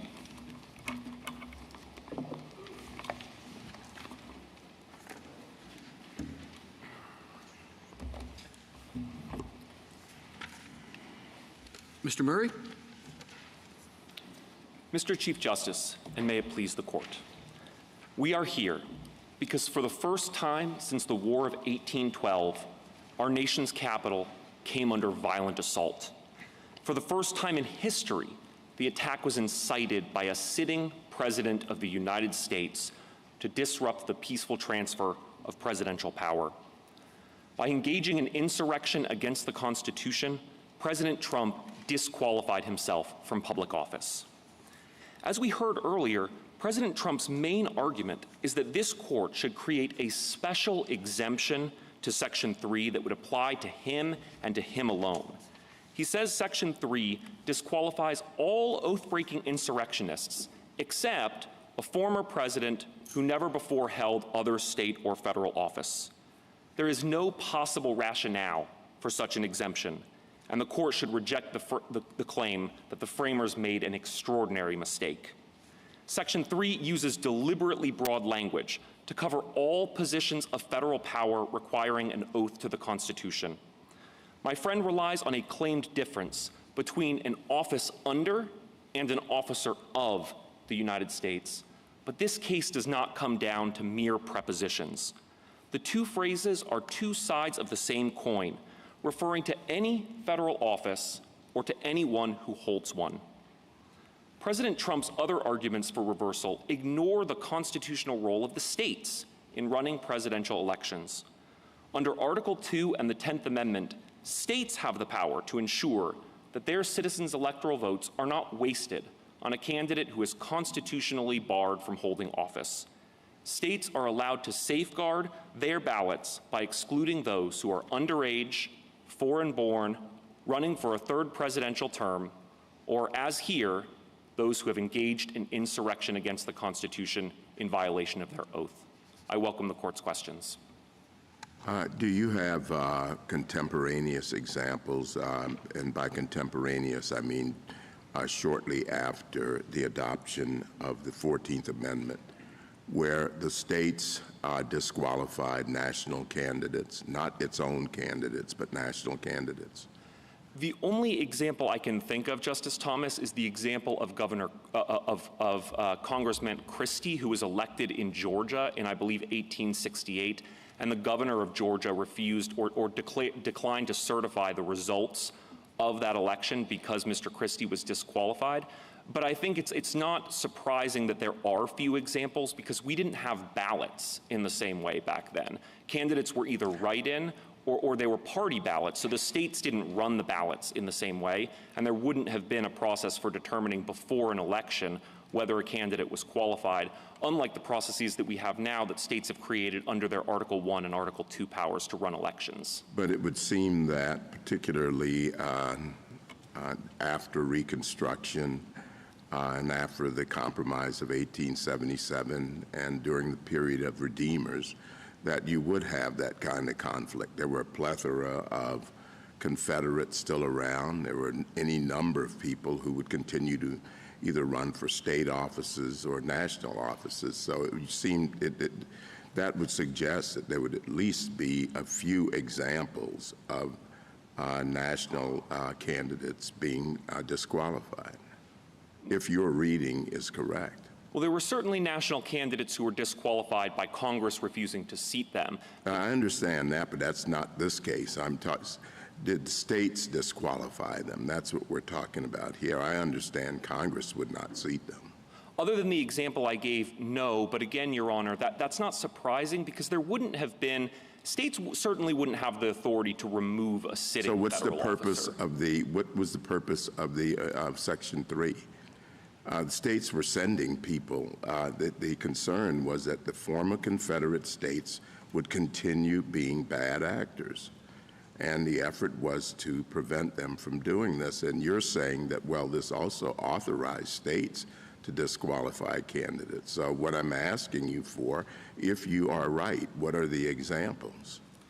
Well, Your Honor, the examples are states excluded many candidates for state office, individuals holding state offices. We have a number of published cases of states considering that. I understand that. I understand the states controlling state elections and state positions.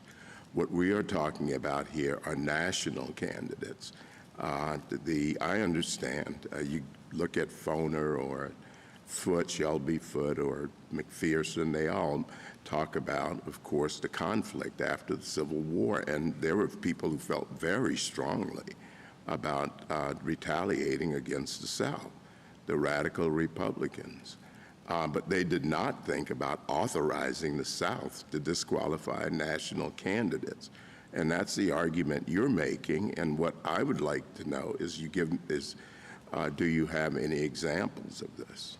Many of those historians have filed briefs in our support in this case, making the point that the idea of the 14th Amendment was that both states and the federal government would ensure rights, and that if states failed to do so, the federal government certainly would also step in. But I think the reason why there aren't examples of states doing this is an idiosyncratic one of the fact that elections worked differently back then. States have a background power under Article 2 and the 10th Amendment to run presidential elections. They didn't use that power to police ballot access until about the 1890s. And by the 1890s, everyone had received amnesty and these issues had become moot. So I don't think the history tells us. Sort of look at Justice Thomas's question sort of from the 30,000-foot level. I mean, the whole point of the 14th Amendment was to restrict state power, right? States shall not abridge privileges, immunity. They won't deprive people of property without due process.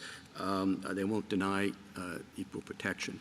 And on the other hand, it augmented federal power under Section 5. Congress has the power to enforce it.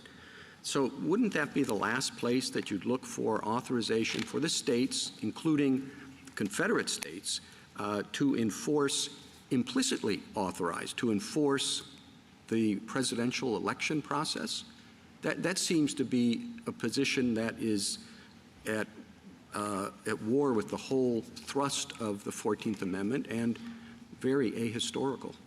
No, Your Honor. First, we would locate the state's authority to run presidential elections not in the 14th Amendment, but in Article 2.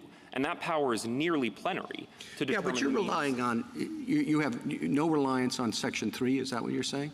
No, Your Honor. Certainly we have reliance on Section 3 insofar as Article 2 gives states this broad power to determine how their electors are selected, and that broad power implies the narrower power to enforce federal constitutional qualifications. Well, but the like narrower power you're looking for is the power of disqualification, right? That is a very specific power in the 14th Amendment. And you're saying that was implicitly extended to the states under a clause that doesn't address that at all. We would say that nothing in the 14th Amendment takes away from the states their broad and nearly plenary power to determine the manner of selecting their electors in the manner that they see fit. As this court said in Chiafalo, that power is nearly plenary unless something in the Constitution tells states they can't do it. And the structure of the 14th Amendment certainly was intended to expand federal power and certainly to restrict state power in some ways.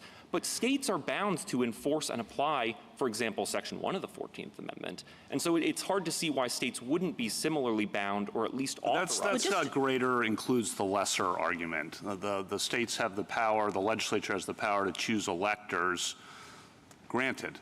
But just because there's one authorized means in the Constitution to a particular end does not mean that there's any means to that end. And so I think you're taking that electors argument and bringing it into Section 3, where, as the Chief Justice says, there's just no, and Justice Thomas, there's no historical evidence to support the theory of Section 3, nor the overall, to explain the overall structure of the 14th Amendment. We certainly have a long history in this country of states using their power to determine the manner of selecting presidential electors to enforce other qualifications in the Constitution. I don't take it there's a great debate about whether or not states are allowed to exclude underage or foreign-born candidates, or if President Bush or Obama wanted to run for a third term, that they could be excluded under that broad Article 2 power. I don't see why Section 3 should be treated any differently. Section 3 speaks in the same. Well, when you look at Section 3, the term insurrection jumps out. And the questions are, what does that mean? How do you define it? Who decides? Who decides whether someone engaged in it? What processes, as Justice Barrett alluded to, what processes are appropriate for figuring out whether someone did engage in that? And that's all of what Chief Justice Chase focused on a year after the 14th Amendment to say, these are difficult questions, and you look right at Section 5 of the 14th Amendment, as the Chief Justice said, and that tells you Congress has the primary role here. I think what's different is the processes, the definition, who decides questions really jump out at you when you look at Section 3. Your response to that? Well, certainly, Justice Kavanaugh, there has to be some process for determining those questions. And then the question becomes, does anything in the 14th Amendment say that only Congress can create that process? And Section 5 very clearly is not an exclusive provision. It says Congress shall have power. But maybe put most boldly, I think that the question that you have to confront is why a single state should decide who gets to be president of the United States. In other words, this question of whether a former president is disqualified for insurrection to be president again is, just say it. It sounds awfully national to me. So whatever means there are to enforce it would suggest that they have to be federal, national means. Why does, if you weren't from Colorado and you were from Wisconsin or you were from Michigan, and it really, what the Michigan Secretary of State did is going to make the difference between, whether candidate A is elected or candidate B is elected. I mean, that seems quite extraordinary, doesn't it? No, Your Honor, because ultimately it's this court that's going to decide that question of federal constitutional eligibility and settle the issue for the nation. And certainly it's not unusual that questions of national importance come up. Well, I through a suppose particular this state. court would be saying something along the lines of that a state has the power to do it. But I guess I was asking you to go a little bit further and saying, why should that be the right rule? Why should a single state have the ability to make this determination, not only for their own citizens, but for the rest of the nation? Because Article 2 gives them the power to appoint their own electors as they see fit. But if they're going to use a federal constitutional qualification as a ballot access determinant, then it's creating a federal constitutional question that then this court decides, and other courts, other states, if this court affirms the decision below, determining that President Trump is ineligible to be president, other states would still have to determine what effect that would have on their own state's law and state procedure. Well, I mean, if we affirmed and we said he was ineligible to be president, yes, maybe some states would say, well, you know, we're going to keep him on the ballot anyway. But I mean, really, it's going to have, as Justice Kagan said, the effect of Colorado deciding, and it's true, I just want to push back a little bit on, well, it's a national thing because this court will decide it. You say that we have to review Colorado's factual record with clear error as the standard of review. So we would be stuck, the first mover state here, Colorado, we're stuck with that record.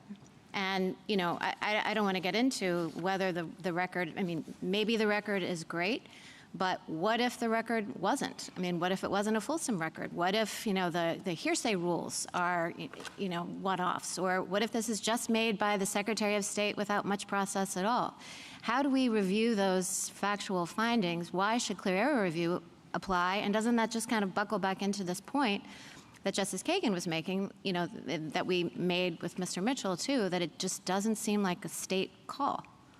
3 points, Your Honor. The first is that ordinarily, of course, this court reviews factual findings for clear error, but President Trump made the point in his reply brief that sometimes on constitutional questions that require a uniform resolution, this court can do something more like a Bose Corp-style independent review of the factual record. And we would have no objection to that, given that the record here, really the facts that are disputed here are incredibly narrow. The essence of our case is President Trump's own statements that he made in public view for all to see. But then that's saying that in this context, which is very high stakes, if we review the facts essentially de novo, you want us all to just watch the video of the ellipse and then make a decision without any deference to or guidance from lower court fact-finding? That's unusual. Well, ultimately, President Trump himself urges this court to decide the merits of his eligibility on the factual record here at page 2 of his brief. He's never at any point in this proceeding suggested there was something else that needed to be in the factual record, any other witnesses that he wanted to call to present his case.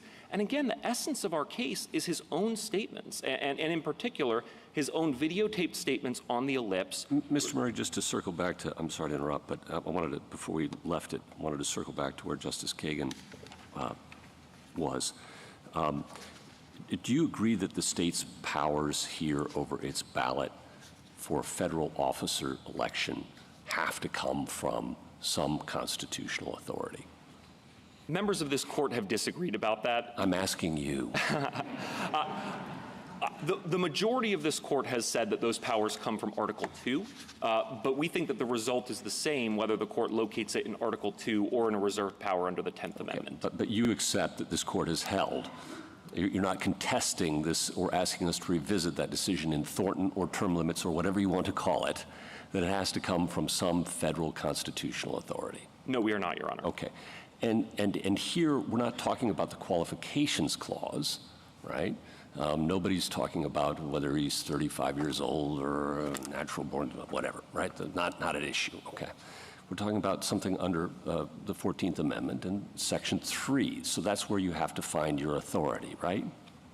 We find our authority in Article 2, in states' plenary power to run their elections. Federal election, but this is for a federal office. It has to come from the Constitution, and you're seeking to enforce Section 3. We're suggesting that in their broad power to determine them, to select presidential electors in any manner they see fit, they can take account of Section 3 and apply Section 3. Could they do it without Section 3? Could they disqualify somebody for, on whatever basis they wanted outside of the qualifications clause? That would run into term limits, I think. Yeah, I would think so, right? So it has to come back to Section 3. And if that's true, how does that work given that Section 3 speaks about holding office, not who may run for office. It was a point Mr. Mitchell was making earlier, and I just wanted to give you a chance to respond to it, because it seems to me that you're asking to enforce in an election context a provision of the Constitution that speaks to holding office. So it's different than the qualifications clause, which is all about who can run and then serve. Yeah. I don't know that it is different. Okay. Other qualifications for office similarly talk about eligibility for the office. There's nothing unconstitutional about a 30-year-old trying to get on the ballot. Except for this disability can be removed, right, under Section 3. That's what's different about it. So thoughts on that? Well, the fact that there's an extraordinary provision for removing the disability does not negate the fact that the disability exists today, and it's existed since January 6, 2021, when President Trump engaged in insurrection against the Constitution. So were his actions after that date, before he left office, ultra vires? Is that where your theory leads? Well, that would raise the separate question of whether one can collaterally attack the actions of a de facto officer. And that may be the one place in Griffin's case at the very end where we would agree, which is when Justice Chase said, I've talked to my Supreme Court colleagues and we unanimously agree that you can't collaterally attack all official actions of an officer who's in fact holding the position under Section. But just circle back to where we started, right? That this is Section 3, your authority has to come from there, and it's about holding office, and it's a particular kind of disability that can be removed by Congress, and it's the only one like that, right? They can't remove age or citizenship. How should that inform our thoughts about a state's efforts to regulate the ballot for a federal office? The colloquy that my friend had with Justice Alito earlier, I think, is illustrative here. The fact that Congress has an extraordinary removal power does not negate that the disability exists today and exists indefinitely into the future, much like the fact that the president can pardon somebody for a criminal conviction doesn't make that conviction somehow contingent. And I would note that if President Trump were appointed to an office today, if he were appointed as a state judge, he could not hold that office, which shows that the disability exists now. And the fact that Congress has a power to remove the disability doesn't negate the present qualification, nor does it implicitly bestow on President Trump a constitutional right to run for offices that he cannot hold in violation of state law and state procedure under Article 2. In fact, there was a congressional action to permit Confederate officers or people who supported the Confederacy to hold office before the 14th Amendment, correct? So there must have been a thought that there was a pre-existing disqualification. That's absolutely right. There were a flood of amnesty requests even before Section 3 went into effect, because everybody understood at the time that those people would be disqualified the moment that Section 3 was enacted forever unless they received amnesty. Counselor, what do you do with what would seem to me to be plain consequences of your position? If Colorado's position is upheld, surely there will be disqualification proceedings on the other side, and some of those will succeed. Some of them will have different standards of proof. Some of them will have different rules about evidence. Maybe the Senate report won't be accepted in others because it's hearsay. Maybe it's beyond a reasonable doubt, whatever. In very quick order, I would expect, although my predictions have never been correct, I would expect that a goodly number of states will say, whoever the Democratic candidate is, you're off the ballot, and others, for the Republican candidate, you're off the ballot, and it'll come down to just a handful of states that are going to decide the presidential election. That's a pretty daunting consequence. Well, certainly, Your Honor, the fact that there are potential frivolous applications of a constitutional provision isn't a reason. Well, no, hold on. I mean, you might think they're frivolous, but probably the people who are bringing them may not think they're frivolous. Insurrection is a broad term, and if there's some debate about it, I suppose that will go into the decision, and then eventually what we would be deciding whether there was an insurrection when one president did something as opposed to when somebody else did something else. And what do? Do we wait until near the time of counting the ballots and sort of go through which states are valid and which states aren't? There's a reason Section 3 has been dormant for 150 years, and it's because we haven't seen anything like January 6th since Reconstruction. Insurrection against the Constitution is something extraordinary. It seems to me you're avoiding the question, which is other states may have different views about what constitutes insurrection. And now you're saying, well, it's all right because somebody, presumably us, are going to decide, well, they said they thought that was an insurrection, but they were wrong. And maybe they thought it was right. And we'd have to develop rules for what constitutes an insurrection. Yes, Your Honor, just like this court interprets other constitutional provisions, this court can make clear that an insurrection against the Constitution is something extraordinary. And in particular, it really requires a concerted group effort to resist through violence, not some ordinary application of state or federal law, but the functions mandated by the Constitution. On your point itself. that it's been dormant for 155 years, I think the other side would say the reason for that is Chief Justice Chase's opinion in 1869 in Griffin's case, to start, which says that Congress has the authority here, not the states. That's followed up by the Enforcement Act of 1870, in which Congress acts upon that understanding, which is followed, and there's no history contrary in that period, as Justice Thomas pointed out. There's no history contrary in all the years leading up to this of states exercising such authority. I think the reason it's been dormant is because there's been a settled understanding that Chief Justice Chase, even if not right in every detail, was essentially right, and the branches of the government have acted under that settled understanding for 155 years, and Congress can change that. And Congress does have Section 2383, of course, the Insurrection Act criminal statute, but Congress could change it, but they have not in the 155 years in relevant respects for what you want here today, at least. No, Justice Kavanaugh. The reason why it's been dormant is because by 1876, essentially all former Confederates had received amnesty, and we haven't seen anything like an insurrection since then. I'd like to address your point. Well, Can I go to that point? After the Justice Alito? I don't know how much we can infer from the fact that we haven't seen anything like this before, and therefore conclude that we're not going to see something in the future. From the time of the impeachment of President Johnson until the impeachment of President Clinton, more than 100 years later, there were no impeachments of presidents. And in fairly short order over the last couple of decades, we've had 3. So I don't know how much you can infer from that. Certainly, but if this court affirms, this court can write an opinion that emphasizes how extraordinary insurrection against the Constitution is and how rare that is, because it requires an assault not just on the application of law, but on constitutionally mandated functions themselves, like we saw on January 6th, a coordinated attempt to disrupt a function mandated by the 12th Amendment and essential to constitutional transfer. Well, let me ask you a question about whether the power that you've described as plenary really is plenary.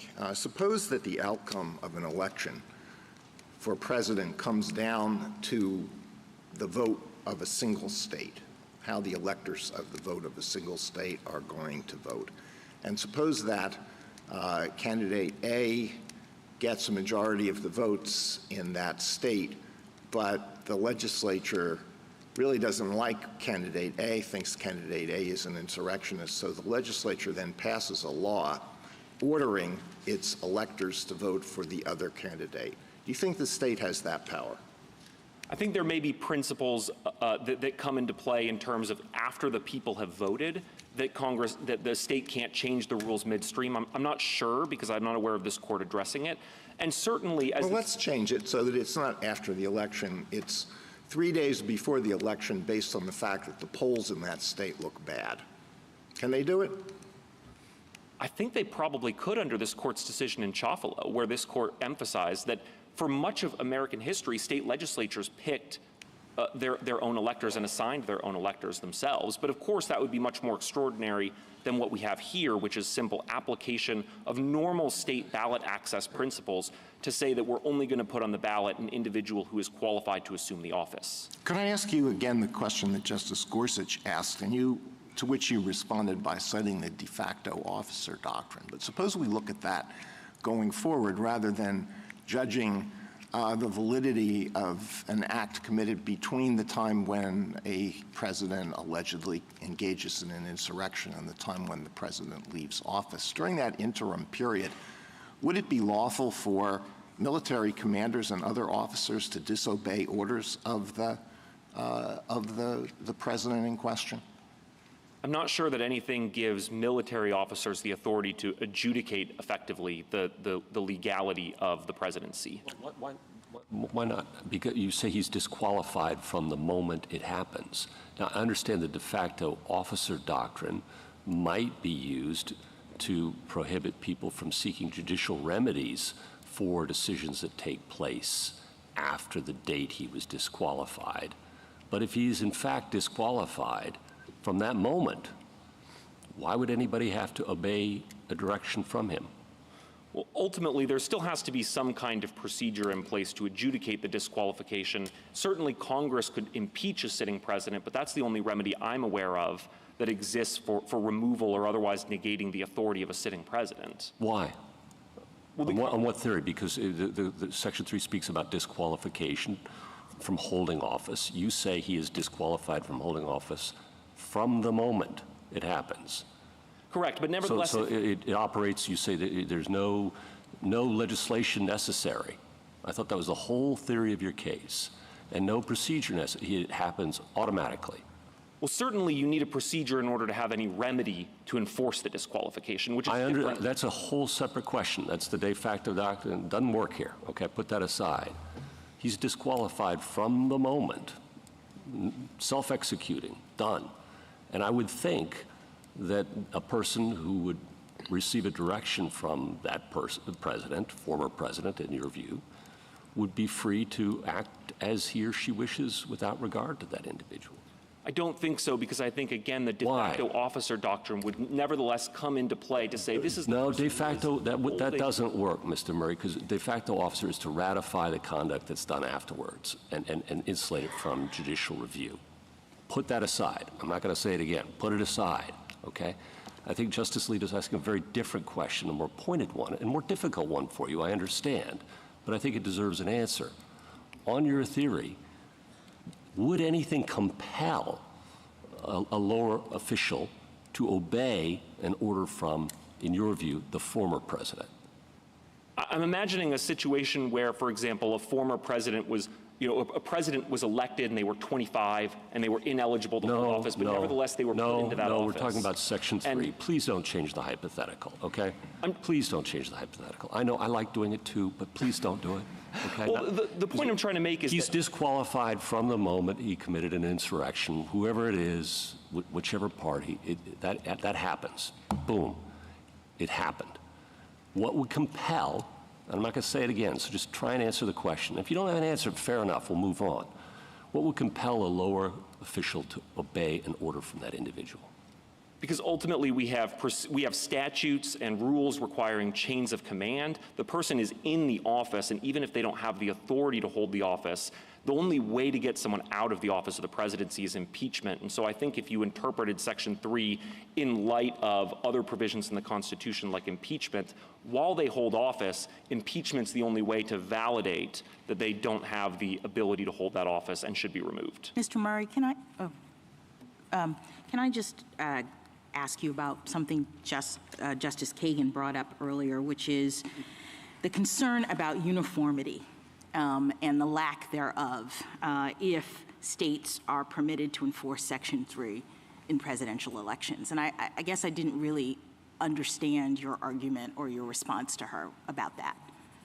Well, certainly, if Congress is concerned about uniformity, they can provide for legislation and they can preempt state legislation. Yes, but you say that's not necessary. But it's not necessary. In the absence of federal enforcement legislation, these questions come up to this court in the same way that other federal questions come up to this court, which is that a state adjudicates them. If the state hasn't provided sufficient process to comport with due process, a notice, and opportunity to be heard, one can make those challenges. But assuming, as here, we have a full evidentiary record, an opportunity to present evidence. No, I understand that we could resolve it so that we have a uniform ultimate ruling on it. I guess my question is why the framers would have designed a system that could result in interim disuniformity in this way, where we have elections pending and different states suddenly saying you're eligible, you're not, on the basis of this kind of thing.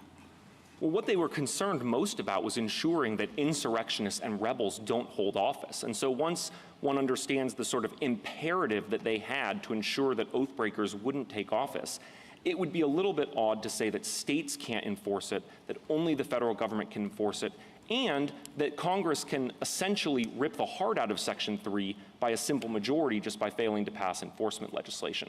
Federalism creates redundancy, and here, the fact that states have the ability to enforce it as well, absent federal preemption, provides an additional layer of safeguards around what really Section 3 Yeah, and I'll ask you about the history when I get a chance again. Thank you. Thank you, counsel. Justice Thomas? Justice Alito?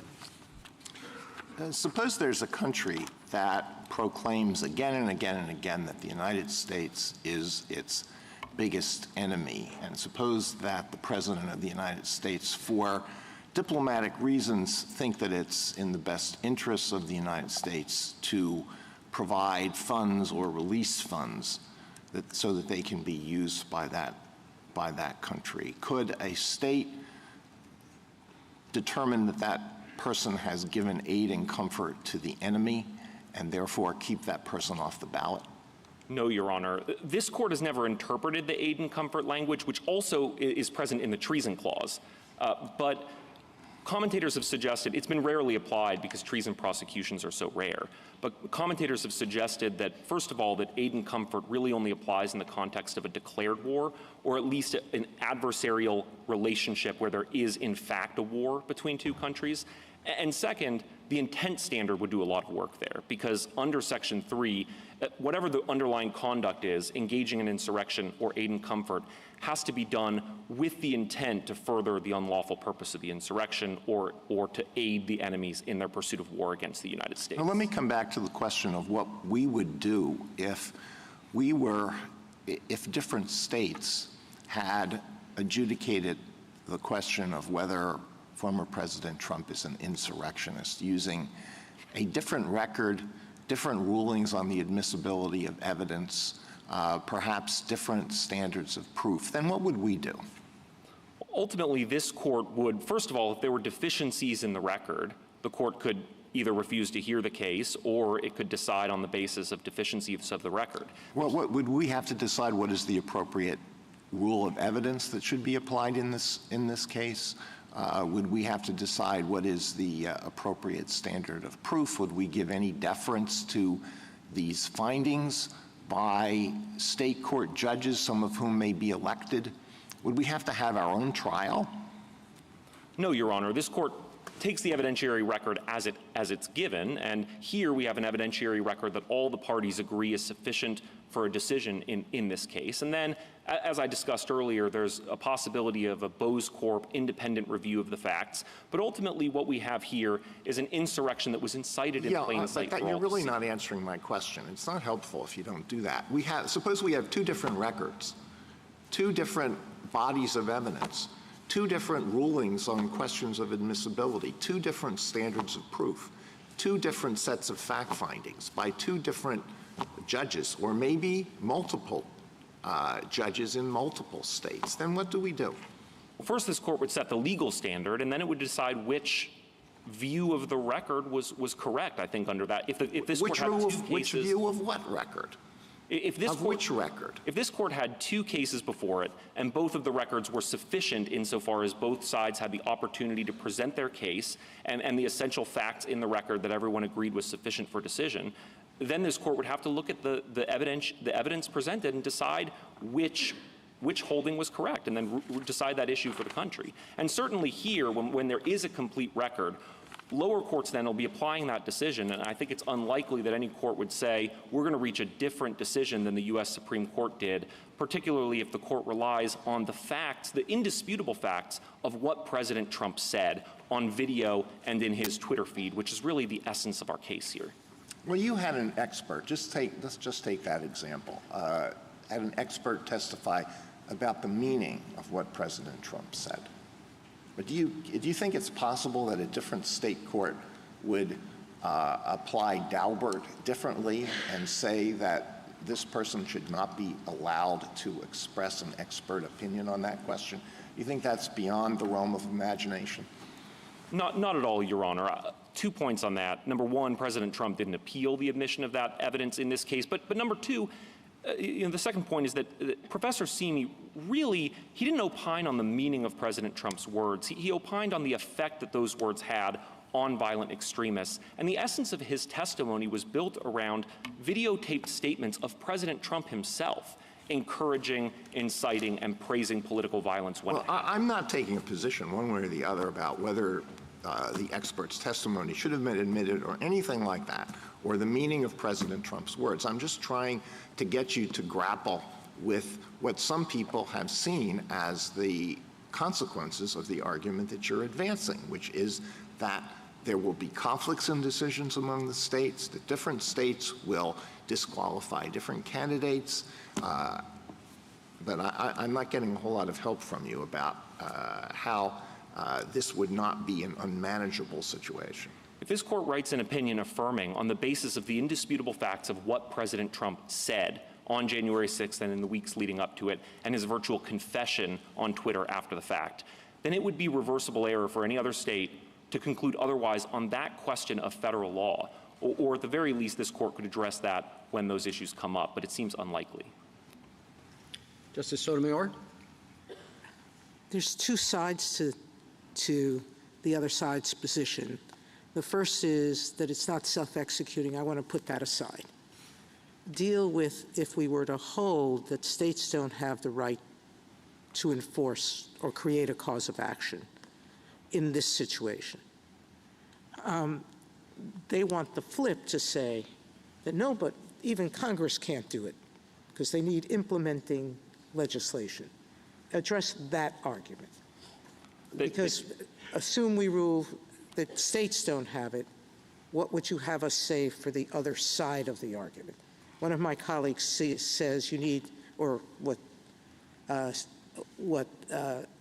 not then Chief Justice, but Circuit Court Justice Chase said, which is that somehow you need implementing legislation, like the 1870 Act. You seem to say that's not true because they could decide not to seat a candidate, et cetera. So I don't know that legislation's necessary. And certainly there are historical examples of members of Congress under Congress's Article 1 power to judge the qualifications of its members, of members of Congress refusing to seat ineligible candidates under Section 3 who have won election. In the context of the presidency, I think it would create a number of really difficult issues if the court says there's no procedure for determining President Trump's eligibility until after the election.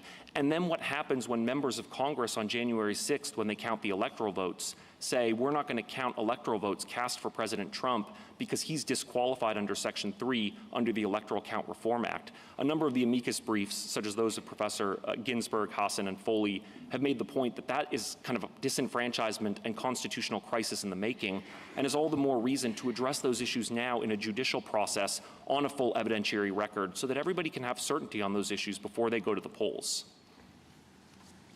Justice Kagan? Mr. Murray, you relied on the state's extensive powers under the Electors Clause. You talked about the states having a role in enacting, typical ballot access provisions.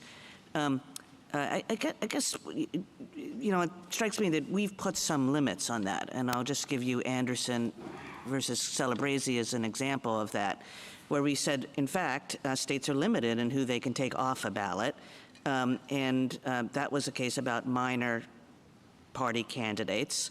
But the reason was that one state's decision to take a candidate off the ballot affects everybody else's rights. And we talked about the pervasive national interest in the selection of candidates for national office. We talked about how an individual state's decision would have an impact beyond its own borders. So if that goes for minor political party candidates, why doesn't it go a fortiori for the situation in this case? Well, certainly constitutional principles like Section 3 apply to everybody, but in Celebrezzi, the issue there was a First Amendment question. And certainly there's no doubt that states' exercise of their power under Article 2 is constrained by First Amendment principles. And in that case, the state law deadlines for when a minor party candidate got on the ballot just came too soon to be reactive to what major parties had done and therefore risk disenfranchising people who were disillusioned with who the major parties had picked. And it raised First Amendment problems. Here, there's no real First Amendment problem, and a state is just trying to enforce an existing qualification that's baked into our constitutional fabric. Yeah, I guess, it did come up in the First Amendment, but there's a broader principle there, and it's a broader principle about who has power over certain things in our federal system. And, within our federal system, states have great power over many different areas, but that there's some broader principle about that there are certain national questions where states are not the repository of authority. And I took a lot, First Amendment, not First Amendment, a lot of Anderson's reasoning is really about that. Like, what's a state doing deciding who gets to, who other citizens get to vote for president? Colorado is not deciding who other states get to vote for president. It's deciding how to assign its own electors under its Article II power. And the Constitution grants them that broad power. But the effect of that is obvious, yes? No, Your Honor, because different states can have different procedures. Some states may allow insurrectionists to be on the ballot. They may say, we're not looking past the papers. We're not going to look into federal constitutional questions. It's the sort of this, I mean, even in this election cycle, there are candidates who are on the ballot in some states, even though they're not natural-born citizens, and off the ballot in other states. And that's just a function of states' power to enforce, to preserve their own electors and avoid disenfranchisement of their own citizens. Thank you. Justice Gorsuch? I haven't had a chance to talk about the officer point, and I just want to give you an opportunity to do that. Mr. Mitchell makes the argument that, particularly in the commissions clause, for example, all officers are to be commissioned by the president. Seems to be all-encompassing, that language. And I'm curious your response to that. And along the way, if you would, I poked a little bit at the difference between office and officer in the earlier discussion, you may recall. But I think one point your friends on the other side would make is, well, that's just how the Constitution uses those terms. So, for example, we know that the President pro tem of the Senate and the Speaker of the House are officers of the United States because the Constitution says they are. But we also know that they don't hold an office under the United States because of the incompatibility clause that says they can't. So maybe the Constitution to us today, to a lay reader, might look a little odd in distinguishing between office and officer, not prepositions, nouns, but distinction. But maybe that's exactly how it works. Thoughts? Well, I'd start with the idea that the meaning of officer in the 1780s was the same meaning that it has today, which is a person who holds an office. And certainly in particular contexts like the commissions clause, it appears that that's referring, that is referring to a narrower class of officers, because we know that there are— Except it says all. Well, we know that there are classes of officers, like the President pro tem, who don't get their commissions from the President. Well, that's because the Constitution elsewhere says that. We know that the Appointments Clause refers to a class of officers who get their appointment from the Constitution itself, rather than from presidential appointment. People who get their commissions from the President himself are not commissioned by the President. And so if you read the Appointments Clause in line with the Commissions Clause, then the Commissions Clause is really talking about the President's power. If one needs a commission, it's the President who grants it. But I think it's important to bring us back to Section 3 in particular, because that was 80 years— Before we get to that, though, just the distinction between office and officer, do you agree that the Constitution does make that distinction, particularly with respect to the Speaker and President pro tem?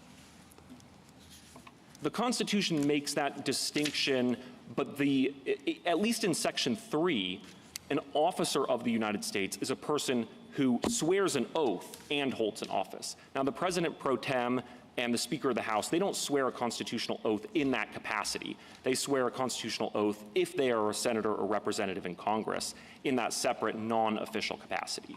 But I think that You agree they are officers who don't hold an office? They're officers who may hold an office but don't swear an oath under Article 6 in that official capacity. Well, how can they hold an office under the incompatibility clause? It says they can't. Well, I think that's a fair point, and I think that may be an exception to the general rule, and one might consider them perhaps officers of the House and Senate because they are appointed by those bodies and preside over those bodies. Well, the Constitution says they're officers of the United States. So there are some instances when you have an officer but not an office. Those may be an exceptional circumstance, but I would... Thank you. You're welcome. Justice Kavanaugh? The concerns of some question have been the states having such power over a national office, other questions about the different states having different standards of proof. And they seem underscored by this case, at least the dissenting opinion below. Justice Sommore said, I've been involved, quote, I've been involved in the justice system for 33 years now, and what took place here doesn't resemble anything I've seen in a courtroom, end quote. And then added, quote, what transpired in this litigation fell woefully short of what due process demands, end quote. Now, I don't know whether I agree or not. I'm not going to take a position on that. But the fact that someone's complaining not about the bottom line conclusion, but about the very processes that were used in the state would seem to, and that would be permitted, seems to underscore the concerns that have been raised about state power. Just wanted to give you a chance to address that because that was powerful language. Again, not disagreeing about the conclusion, but about the very fairness of the process. Yes, Your Honor, but that language was, with respect to Justice Sommore, just not correct. President Trump had a 5-day trial in this case. He had the opportunity to call any witnesses that he wanted. He had the opportunity to cross-examine our witnesses. He had the opportunity to testify if he wanted to testify. And of course, the process was expedited because ballot access decisions are always on a fast schedule. But in this whole case, from the trial court all the way up to this court, President Trump has never identified a single process other than expert depositions that he wanted to have that he didn't get. He had the opportunity for fact witness depositions. He had the opportunity to call witnesses remotely. He didn't use all of his time at trial. There was ample process here, and this is how ballot access determinations in election cases are decided all the time. Okay. Second question. Some of the rhetoric of your position, I don't think it is your position, but some of the rhetoric of your position seems to suggest unless the states can do this, no one can prevent insurrectionists from holding federal office. But obviously, Congress has enacted statutes, including one still in effect, Section 2383 of Title 18 prohibits insurrection. It's a federal criminal statute. And if you're convicted of that, you are, it says, shall be disqualified from holding any office. And so there is a federal statute on the books, but President Trump has not been charged with that. So what are we to make of that? Two things, Your Honor. Section 2383 was initially enacted about 6 years before Section 3. It wasn't meant as implementing legislation related to Section 3. And I would emphasize that by the time that Section 3 was ratified, most Confederates had already received criminal pardons. I guess the question's a little bit different, which is if the concern you have, which I understand, is that insurrectionists should not be able to hold federal office, there is a tool to ensure that that does not happen, namely federal prosecution of insurrectionists. And if convicted, Congress made clear you are automatically barred from holding a federal office. That tool exists, you agree, and could be used, but has not, could be used against someone who committed insurrection. You agree with that? That's absolutely right, Your Honor. But I would just make the point that the framers of Section 3 clearly understood that criminal prosecutions weren't sufficient because oftentimes insurrectionists go unpunished, as was the case in the Civil War, and that the least we can do is impose a civil disqualification penalty so that even if we don't have the stomach to throw someone in jail. Well, they had the quo warranto provision that was in effect then from 1870 until 1948, but then obviously that dropped out and hasn't been seen as necessary since then. Last question. In trying to figure out what Section 3 means, and to the extent it's elusive language or vague language, what about the idea that we should think about democracy, think about the right of the people to elect candidates of their choice, of letting the people decide, because your position has the effect of disenfranchising voters to a significant degree. And should that be something, does that come in when we think about should we read Section 3 this way or read it that way? what about the background principle, if you agree, of democracy? I'd like to make 3 points on that, Justice Kavanaugh. The first is that constitutional safeguards are for the purpose of safeguarding our democracy, not just for the next election cycle, but for generations to come. And second, Section 3 is designed to protect our democracy in that very way. The framers of Section 3 knew from painful experience that those who had violently broken their oaths to the Constitution couldn't be trusted to hold power again because they could dismantle our constitutional democracy from within. And so they created a democratic safety valve. President Trump can go ask Congress to give him amnesty by a 2/3 vote. But unless he does that, our Constitution protects us from insurrectionists. And third, this case illustrates the danger of refusing to apply Section 3 as written, because the reason we're here is that President Trump tried to disenfranchise 80 million Americans who voted against him, and the Constitution doesn't require that he be given another chance. Thank you. Justice Barrett? So the general rule is that absent rare circumstances, state courts and federal courts share authority. State courts have authority to enforce the Constitution, but there are certain limits to that, certain situations in which the Constitution itself preempts the state's ability to resolve constitutional questions. And, you know, Tarbell's case is one, and you said earlier that once a president is elected, you accepted that a state couldn't do anything about that. Like Colorado couldn't enact its own, say, quo warranto provision and then use it to get the Secretary of State or the President or anyone else out of office. And I assume that's because of this principle of structural preemption. Am I right? Yes, Your Honor. Okay. So I just want to clarify what that means for your argument. That means that your eggs are really in the basket of the Electors Clause, really in the Article 1 basket, because you're saying that even though all of the questions that people have been asking have suggested that there's a problem with giving a single state the authority to render a decision that would have an effect on a national election. But you're saying that those structural concerns, which might otherwise lead to the kind of result that you would accept after someone is in office, are overcome by the Electors Clause. Absolutely. States run presidential elections. That's very clear from Article 2. Once states have selected the electors and the electors have voted, states have no more power over the candidate who has been then nominated for president. But until then, the states do have the power to adjudicate those issues. Thank you. Justice Jackson? So when I asked you earlier about the uniformity concern and the troubling potential disuniformity of having different states enforce Section 3 with respect to presidential elections, you seem to point to history in a certain way. You said, I think, that the framers actually envisioned states enforcing Section 3, at least in some circumstances where there were insurgents and Confederates. And I guess in my view of the history, I'm wondering really whether presidential elections were such a circumstance, that the framers actually envisioned states enforcing Section 3 with respect to presidential elections as opposed to senatorial elections, representatives, the sort of more local concerns.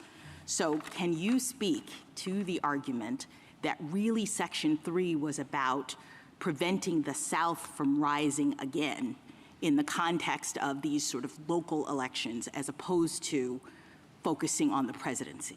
Well, 2 points on that, Justice Jackson. First is that, as I discussed earlier, there isn't the same history of states regulating ballot access at this time. So ballot access rules to restrict presidential candidates wouldn't have existed. They wouldn't have been raised one way or another. Right, but I'm not making a distinction between ballot access and anything else. Understood, but the more broad point I want to make is that what is very clear from the history is that the framers were concerned about charismatic rebels who might rise through the ranks up to and including the presidency of the United States. But then why didn't they put the word president in the very enumerated list in Section 3?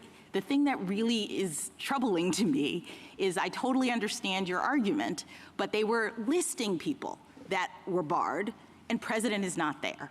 And so I guess that just makes me worry that maybe they weren't focusing on the president. And, for example, the fact that electors of vice president and president are there suggests that really what they thought was, if we're worried about the charismatic person, we're going to bar insurrectionist electors and therefore that person is never going to rise.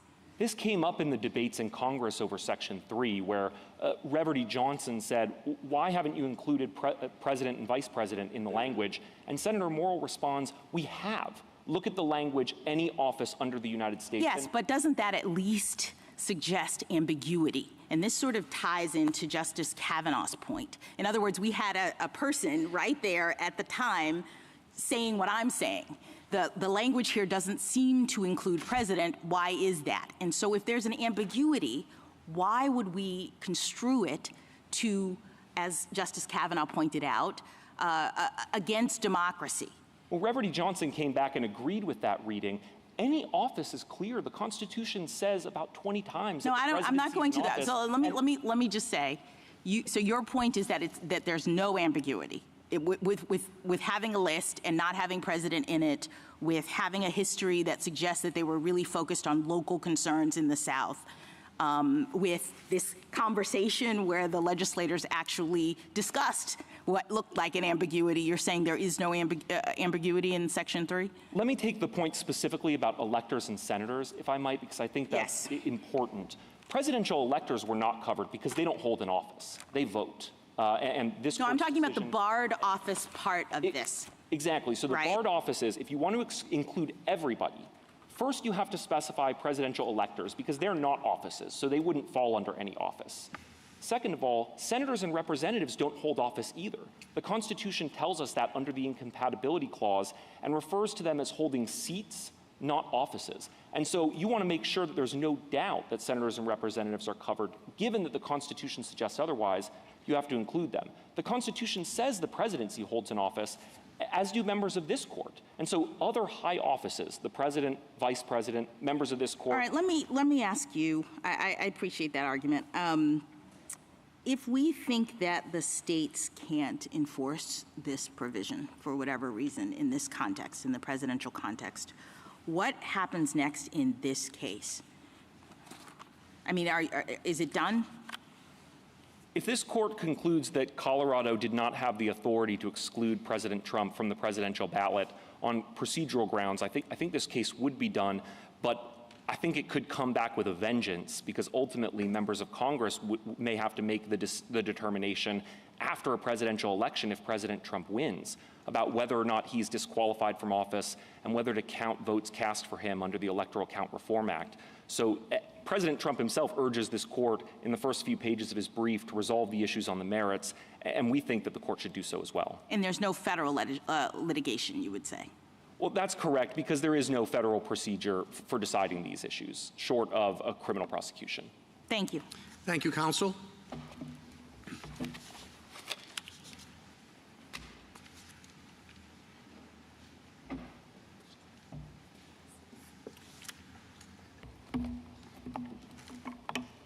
Ms. Stevenson? Mr. Chief Justice. Mr. Anderson. No, Stevenson. That's right. I'm sorry. Mr. Chief Justice, and may it please the court.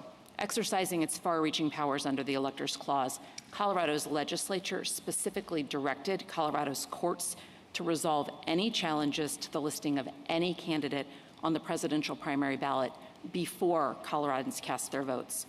Despite this law, petitioner contends that Colorado must put him on the ballot because of the possibility there would be a supermajority act of Congress to remove his legal disability. Under this theory, Colorado and every other state would have to indulge this possibility, not just for the primary, but through the general election and up to the moment that an ineligible candidate was sworn into office.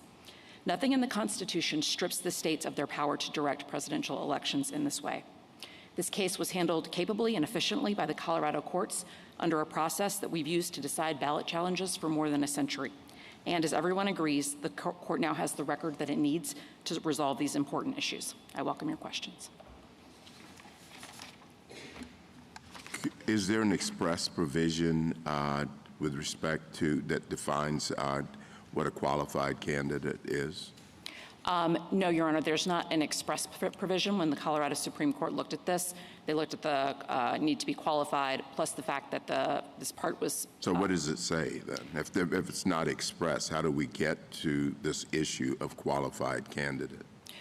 What the Colorado Supreme Court did, and let me, if I could have a standing objection, I do want to make the argument that you shouldn't review the court's statutory interpretation. No, I'm just looking at the statute. Right. What the court did was to say that we have 3 important provisions in this section that show that candidates have to be qualified. First, it requires that under 1203 2A, that a political party that wants to participate has to have a qualified candidate.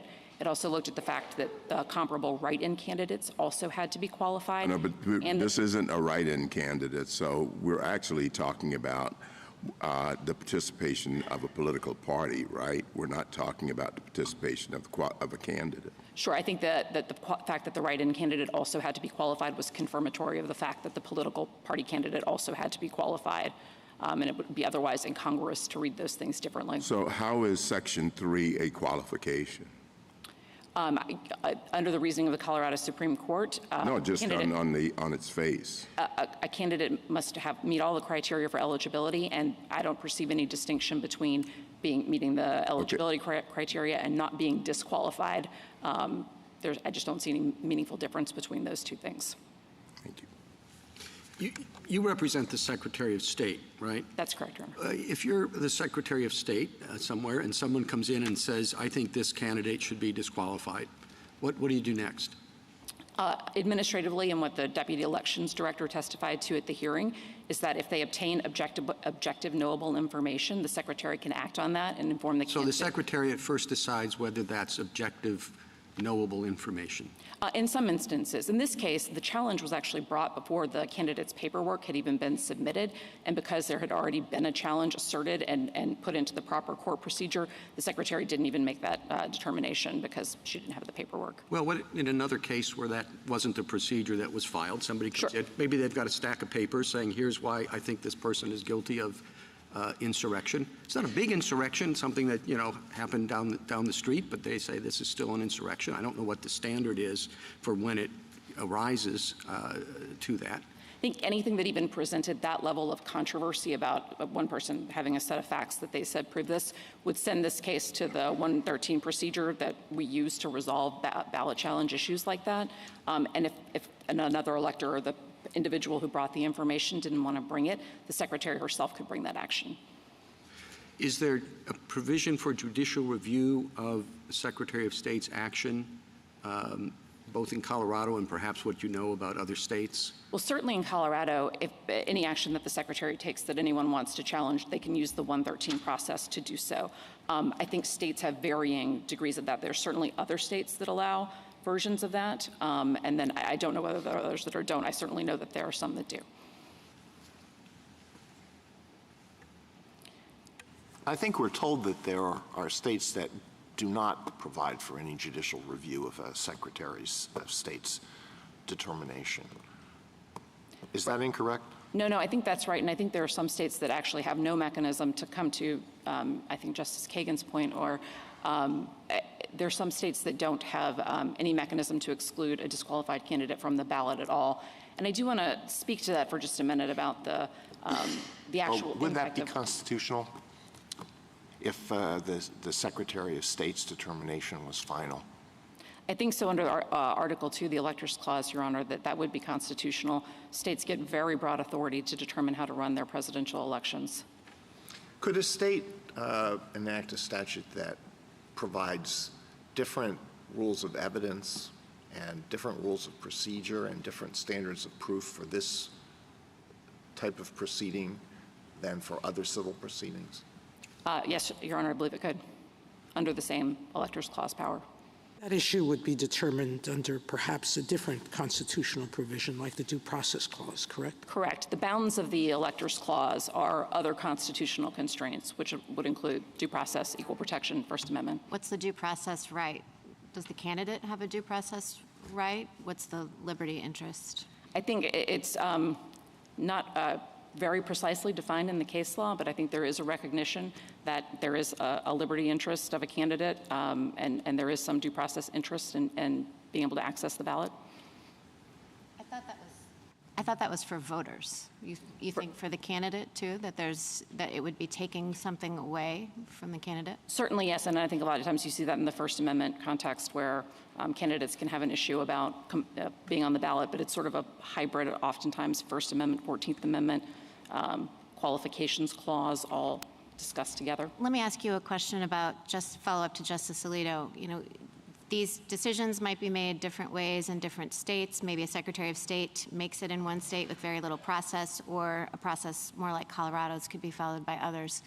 Would our standard of review of the record vary depending on the procedure employed by the state? I think this court has tremendous discretion to decide its standard of review, and it might be based on the process that was employed by an individual state. I think you could exercise the independent review of Bose Corp that Mr. Murray talked about, or you could give deference where you have a full-blown proceeding like the one here that had all the protections of rules of evidence and cross-examination and things like that. I'm sorry. You think we should give deference in reviewing the factual record, the legal conclusions? In other words, we shouldn't undertake a de novo review.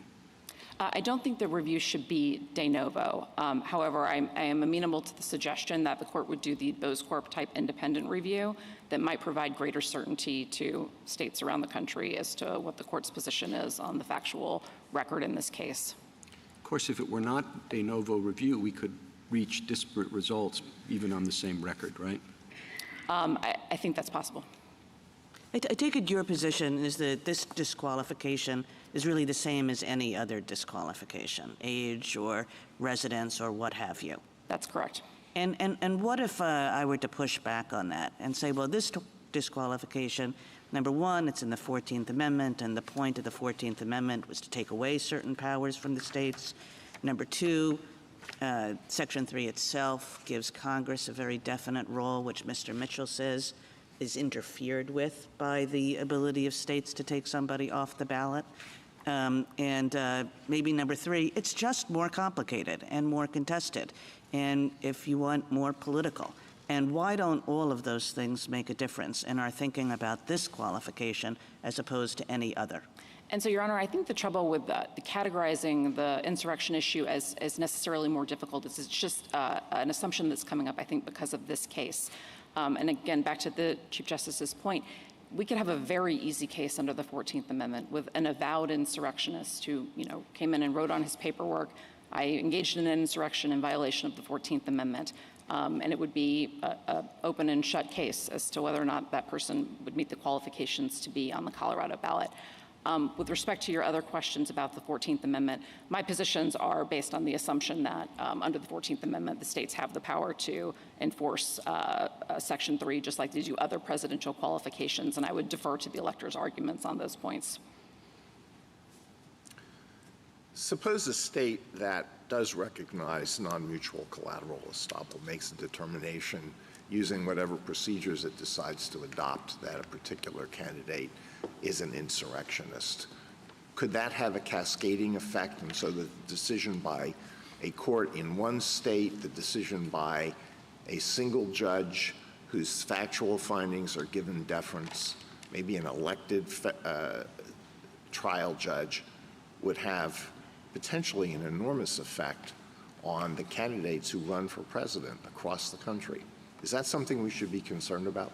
I think you should be concerned about it, Your Honor, but I think the concern is not as high as maybe it's made out to be in particularly some of the amicus briefs.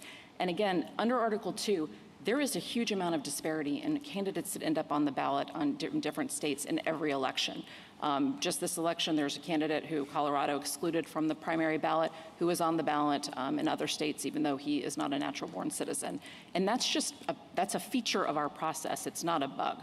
And then I think with respect to the decision-making, and we're here so that this court can give us nationwide guidance on some of the legal principles that are involved. I think that reduces the potential amount of disparity that would arise between the states. And then with respect to the factual record and how that gets issued and implemented, states have processes for this. And I think we need to let that play out and accept that there may be some messiness of federalism here because that's what the Electors Clause assumes will happen. And if different states apply their principles of collateral estoppel and come to different results, that's okay. And Congress can act at any time if it thinks that it's truly federalism run amok.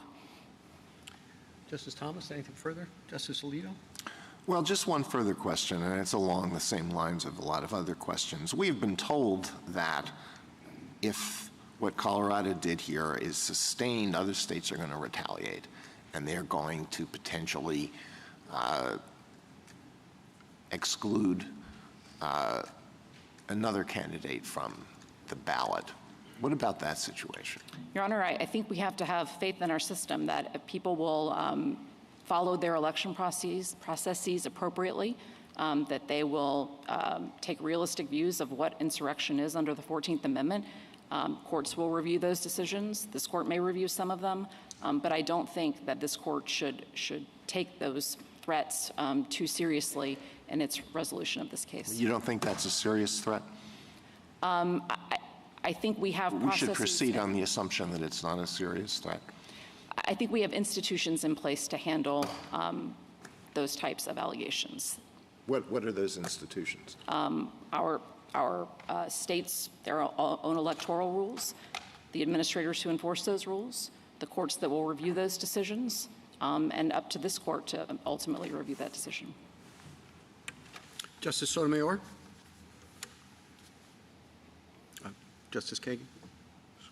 Justice Kavanaugh? Justice Jackson, anything further? Thank you, counsel. Thank you. Rebuttal, Mr. Mitchell?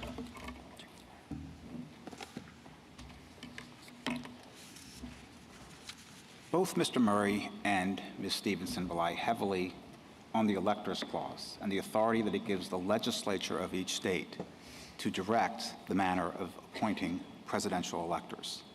But that prerogative under Article 2 must be exercised in a manner consistent with other constitutional provisions and restrictions.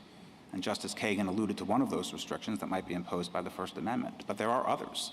A state cannot use its power under Article 2's Electors Clause to instruct its presidential electors only to vote for white candidates. That would violate the Equal Protection Clause. But nor can it exercise its power in a manner that would violate the constitutional holding of U.S. term limits against Thornton. And they cannot use the Electors Clause as an excuse to impose additional qualifications for the presidency that go beyond what the Constitution enumerates in Article 2. And the problem with what the Colorado Supreme Court has done is they have, in a way, changed the criteria in Section 3 by making it a requirement that must be met before the candidate who is seeking office actually holds the office, effectively moving forward in time the deadline that the candidate has for obtaining a congressional waiver. There has still been no answer from the Anderson litigants on how to distinguish the congressional residency cases, where the courts of appeals, not decisions from this court, but the courts of appeals in applying this court's holding in U.S. term limits have unanimously disapproved state laws requiring congressional candidates to show that they inhabit the state from which they seek election prior to Election Day. And there still, in our view, is no possible way to distinguish those from the situation below in the Colorado Supreme Court. Mr. Murray also invoked the de facto officer doctrine as a possible way to mitigate the dramatic consequences that would follow from a decision of this court that rejects the rationale of Griffin's case and that also agrees with Mr. Murray's contentions that President Trump is disqualified from holding office on account of the events of January 6th and that he's covered by Section 3 as an officer of the United States. This court's recent decisions in Lucia and Arthrex held that officers who were unconstitutionally appointed under Article 2 and that made decisions under the APA that were attacked as invalid, those decisions were still vacated, and this court did not use any variant of the de facto officer doctrine to salvage the decisions that were made by these unconstitutionally appointed officers. There is no way to escape the conclusion that if this court rejects Griffin's case and also agrees with Mr. Murray's construction of Section 3, that every executive action taken by the Trump administration during its last 2 weeks in office is vulnerable to attack under the APA, and further, that if President Trump is reelected and sworn in as the next president, that any executive action that he takes could be attacked in federal court by anyone who continues to believe that President Trump is barred from office under Section 3. I'm happy to answer any other questions that the court may have. Thank you, counsel. Thank you. The case is submitted. The Honorable Court is now adjourned until Friday, the 16th of February at 10 o'clock.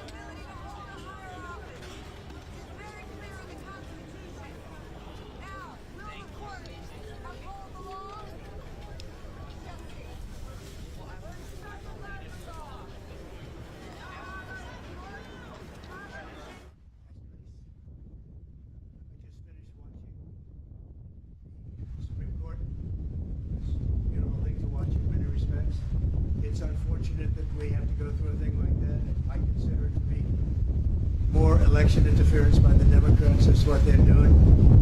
The good news is we're leading virtually every poll. We're leading I don't even know if we have anymore. I'm not sure that we even have a Republican candidate, somebody running, but not making any impact. So as you know, we won Iowa, we won New Hampshire in records, each one a record. We think we're going to do very well. I'm heading out right now to Nevada for the caucus and the caucuses, and I think we're going to do very well there. All polls indicate we're in the 90s, maybe more than the 90s. We certainly did well in a primary that didn't matter, where they voted very nicely, and we have tremendous support from the people of our country. They hate what's happening at the border. They hate what's happening. Just generally, we're not a respected country anymore. We're laughed at all over the world. They're laughing at us. And they hate what's happening. They hate seeing it. They love our country. They want it to come back. And we're going to do that. If you think about it, had the results of the election been different, that would be nice. You wouldn't have the Ukrainian situation with Russia. You would not have had an attack on Israel, which was so horrible. You would not have had inflation. You wouldn't have China talking about Taiwan.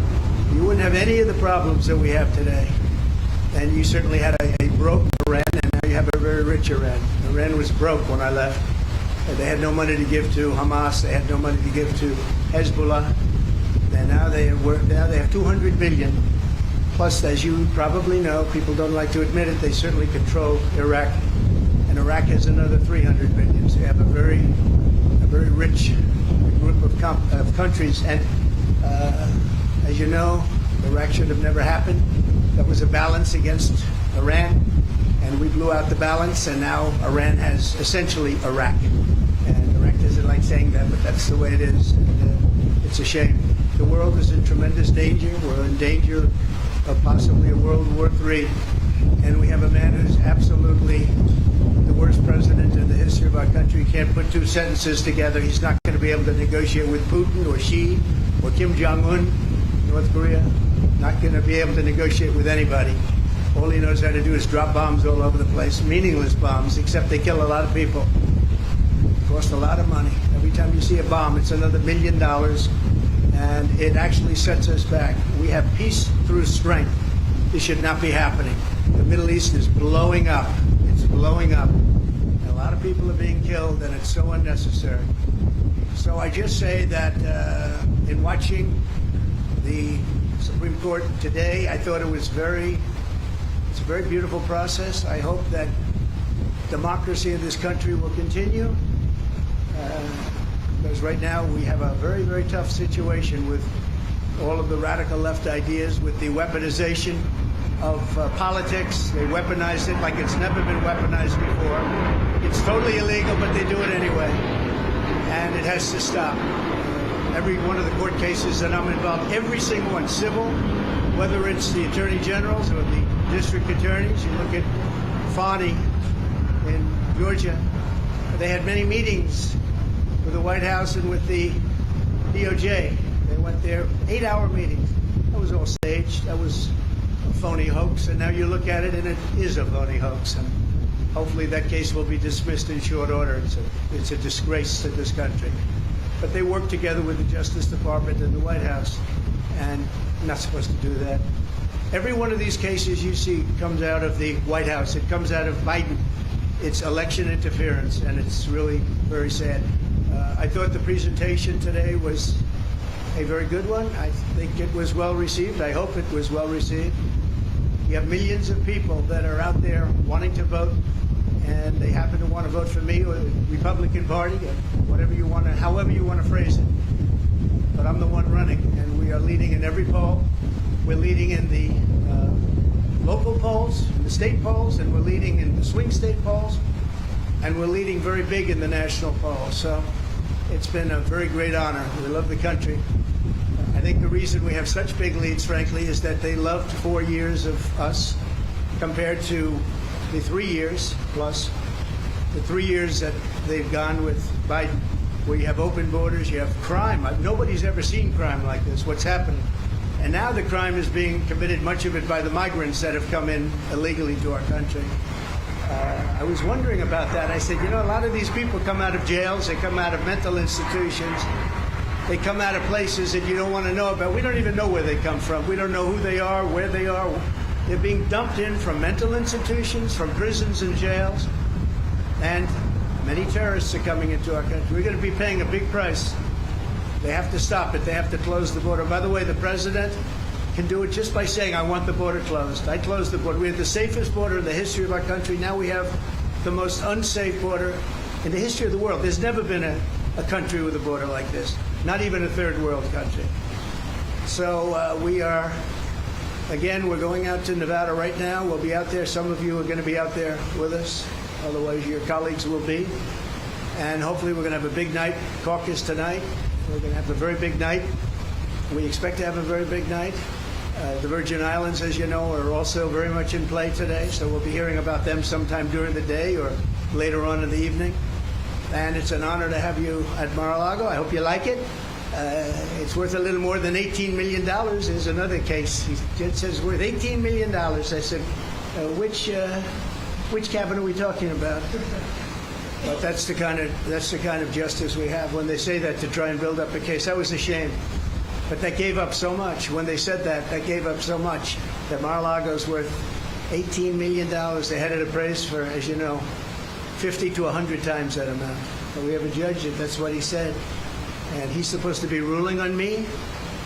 But who knows? Maybe he'll be fair. I doubt it, but maybe he'll be fair. So I want to thank everybody. And by the way, we proved that case 100%, 5 times over. That case is 100% proven, 5 times over.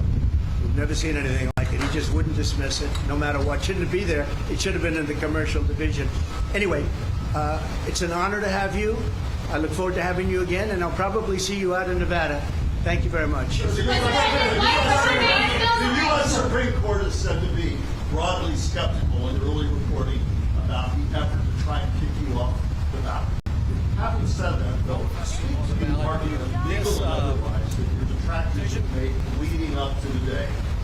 And it's an argument that was given voice by Mitch McConnell, the Senate Republican leader, not long. All right, I got the gist. No question. Yeah, I got the gist. President Trump is practically and morally responsible for provoking the events of the day. He doesn't say that anymore. So let me just tell you that I heard and I watched.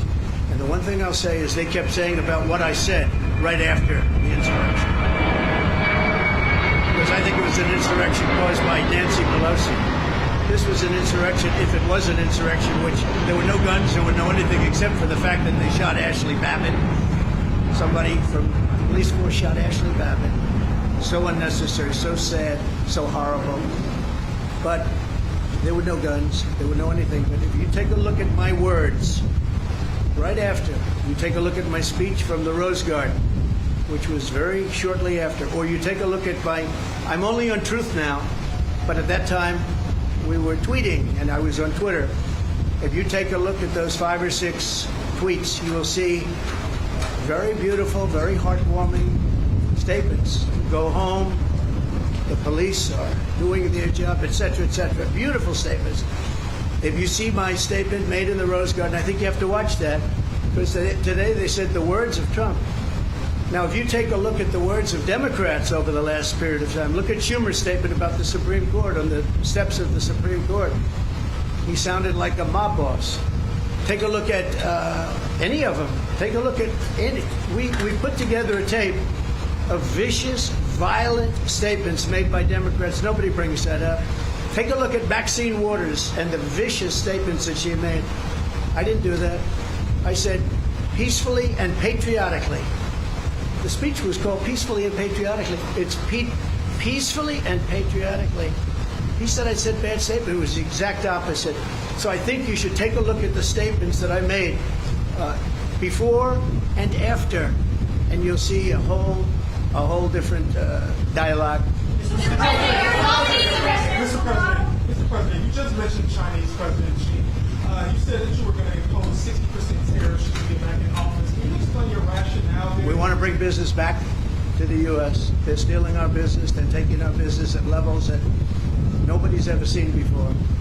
By doing that, we bring business back, manufacturing back to the United States, which I was doing I took in hundreds of billions of dollars from China. No president had ever taken in 10 cents, not 10 cents. I took in hundreds of billions of dollars, and jobs were coming back. I was saving steel companies. Now they're blowing it. When I see U.S. Steel being bought by Japan, what a sad thing that is to me. What a sad thing that is. So we want to bring jobs back. Very simple. Thank you. Do you still have confidence in Speaker Johnson after the failed Mayorkas impeachment effort? I do have confidence in him. Yeah. I very much do. I think he's a very good man, and I have great confidence in him. Why is Nikki Haley still in the race when you're dominating in the polls? Oh, I love that question. Thank you very much. You just said it. I don't know why she continues, but let her continue. We have a big one coming up, as you know, in South Carolina, and the polls are indicating that we're through the roof on that one. We're leading by, I guess, 35%, 35 points. So I don't know. I think she hurts herself, but I think she hurts the party, and in a way hurts the country. But it seems to be dying. She did poorly in Iowa. She did very poorly in Iowa, actually. She came in third place. Ron DeSantis beat her, although you wouldn't know that if you listened to his speech. She did poorly in New Hampshire. She did poorly no matter where she went. I don't know how the results aren't in yet from the Virgin Islands, but I know she's playing it very hard. And in Nevada, she lost to no name. She had a no name, and she lost by, I guess, 40 points. So I don't know why she continues, but she's a, I don't really care if she continues. I think it's bad for the party. I think it's actually bad for her.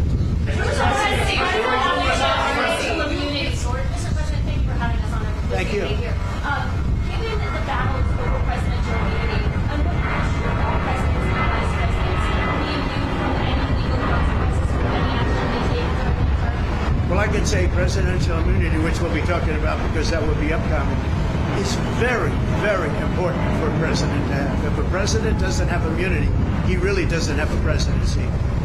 He can be told to do things that he would never do. He can do really bad things for our country.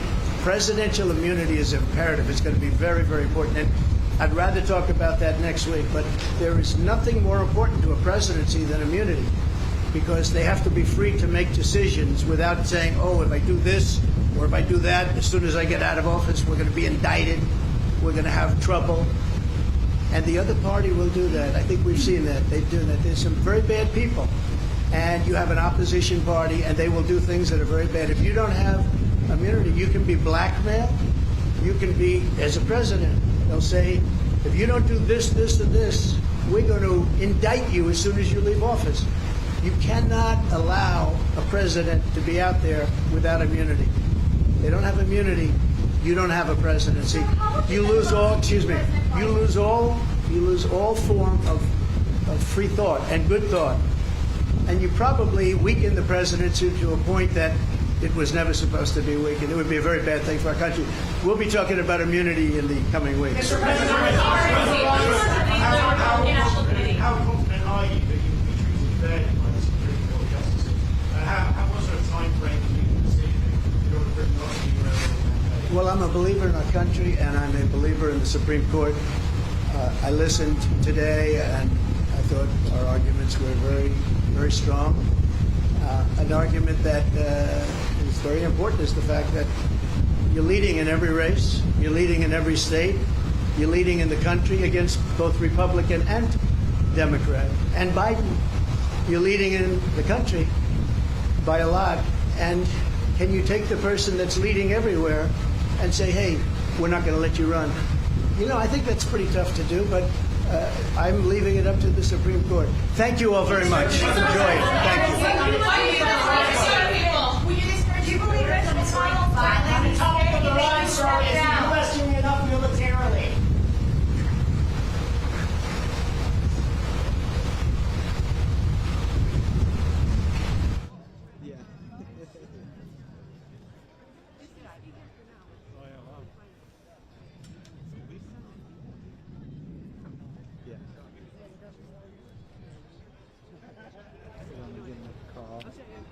Hey, Jack. Yeah.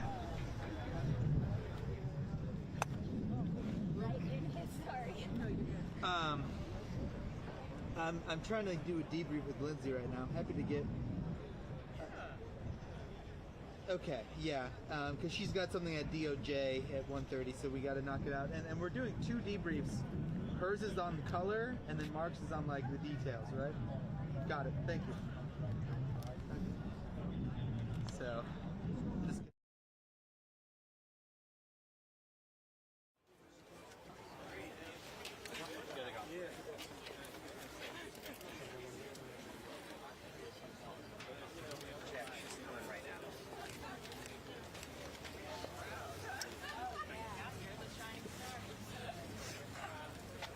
Stand right next to Jason.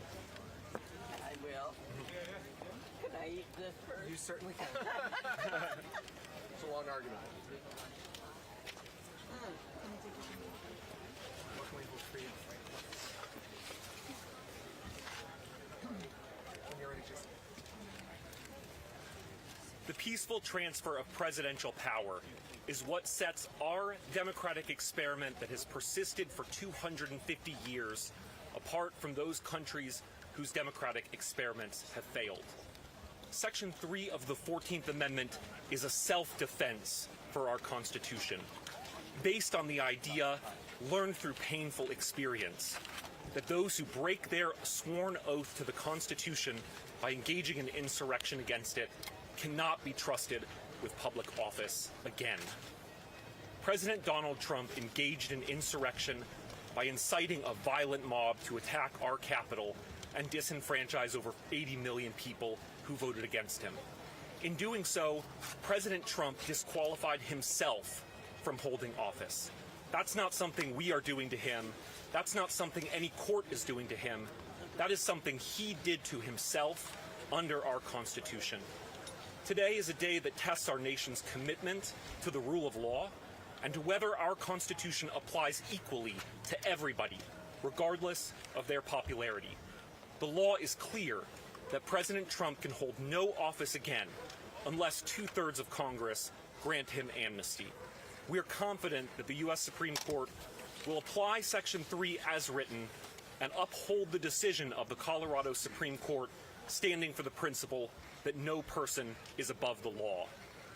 I'd like to introduce as well our lead petitioner, Norma Anderson, a longtime Colorado Republican who have the courage to bring this case. Thank you. Thank you very much. It was the first experience for me to sit in front of the Supremes. But I'm going to trust them to do the right thing. As you just heard. Sorry about that. I guess I better stand closer to the mic. Is that better? Almost. Sorry, I've got a loud voice. I used to call kids over 100 acres. So this is as loud as it gets. But anyhow, where I was, our founders drew up a constitution that was still in effect. But we had a little insurrection back in the late 1860s. And guess what? They wrote Amendment 14 with Section 3 in it. Insurrection. You cannot serve if you committed insurrection. What is trying to throw out an election? I call it insurrection, as well as raiding the U.S. Capitol. That is insurrection. The last time it was raided was by the British in 1812. Well, 1814, that was the war. So this is very personal to me. I've lived a hell of a long time, and I've gone through a lot of presidents, and this is the first one that is trying to destroy the Constitution. And I thank you for being here. Are you optimistic? Hold on, we'll do questions at the end. We'll do questions at the end, okay? Go ahead, Chris. Go ahead. Hi, I'm Krista Kafer, and I voted for Donald Trump in 2020. I am a registered Republican. And I watched with horror on January 6th as someone who took an oath to the Constitution worked to subvert that oath, had for 2 months pushed a false and dangerous narrative that fomented violence, that inflamed a crowd, that attacked the building that is near us. I was once a congressional staffer. I know what it's like to be in that building. I cannot imagine that somebody who would have taken an oath of office would go back on that oath, foment violence against the very people that he had worked with.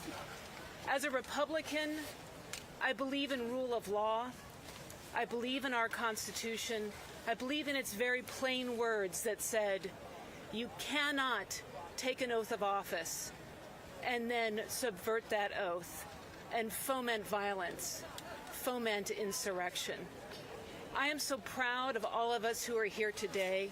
I'm so proud to stand with Norma Anderson, who actually represented my district when I was young back in Colorado. She is a great leader. We have so many great people on this case who have come forward to say, this is the line. This is the line. You cannot foment insurrection. You cannot foment violence. You cannot do these things. They knew about this back in the 1860s, and that's why they put this into place. Today, we are proud to stand by the Constitution, by the rule of law, to say, never again. And I hope that this court, I know that they take it very seriously. We watched as they ask very hard questions, that they take their role very seriously in upholding the Constitution. And I can speak for all of us that we are so proud to be here today on behalf of the American people, on behalf of our democracy, and on behalf of our Constitution. Thank you. Thank you. One more speaker, and then we'll do a few questions. Hi, I'm Noah Bookbinder, president of Crew. And I think for a long time, people have looked at this case and said, you know, this is a long shot at best. But what we saw today was a Supreme Court taking this extremely seriously, digging into the issues, asking tough questions of everyone, getting extraordinary answers from Jason Murray. And that shouldn't come as a surprise, because what we've seen over recent weeks is amicus briefs from historians, from legal experts, from former officials across the political spectrum, particularly Republicans, making very clear that the disqualification clause of the 14th Amendment has to apply to the president, always applied to the president, that it has to be self-enforcing, that and perhaps most importantly, that it is the right thing for democracy. It is the tool we have to protect our democracy. We wouldn't be here today if it wasn't for these incredibly brave Republican and unaffiliated voters who brought this suit. You heard from Norma Anderson and Krista Kafer. We're also joined today by Claudine Schneider and Chris Castillion. And it's their courage to stand up for the Constitution and for the Republic that brought us here, as well as the incredible bipartisan legal team represented today so ably by Jason Murray that got us to this point. Now it's up to the Supreme Court, and we have every faith that they are going to be fair, that they're going to be thorough, they're going to make the decision that the Constitution and the law demands. We'll take a few questions. Just introduce yourself and what outlet you're with before you ask. Ms. Anderson? Go ahead. Gabe Fleischer, Wake Up Politics. Curious if you could speak to how concerned you are by the precedent that could be set here today if states are able to remove, individual states are able to remove candidates from the ballot. Does that worry you for the consequences for the elections to come? No, it doesn't worry me, and I'll tell you why. I'm a strong believer of state rights, and so were the founders. Very simple. Norma, Marshall Zellinger, 9 News. Yes, Marshall. It seemed that the justices had a lot of concern about, well, if Colorado or one state gets to do something, what's that going to mean for the other states? You say states' rights. They seem concerned about that. Well, if I petition on, and if I remember right, there's been a third-party petition on several states and didn't make it in every state because of the state laws. What's the difference? Are you optimistic to win the case? Of course, I'm always optimistic. But it doesn't look like, actually, when you listen to the questions, actually, I got the impression that it will be difficult for you.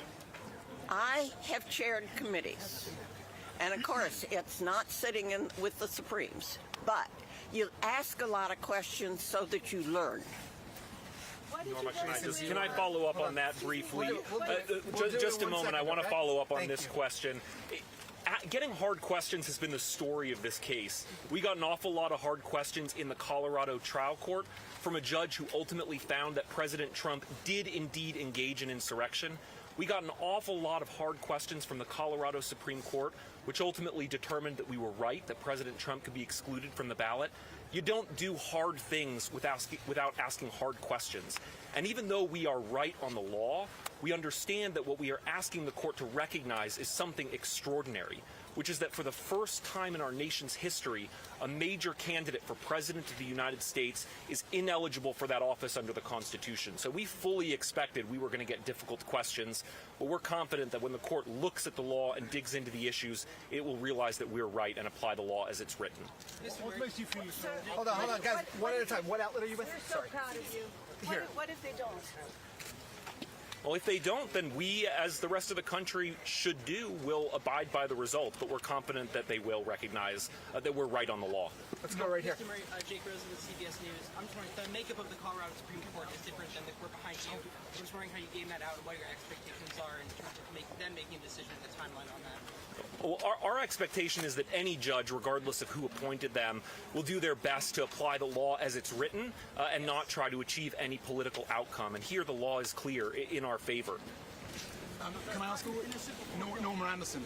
Go ahead right here. It's Mark Stone from Sky News. I wonder if I could ask you what your message is to the millions of Trump supporters around the country who believe that the process that you're driving is going to disenfranchise them if you win.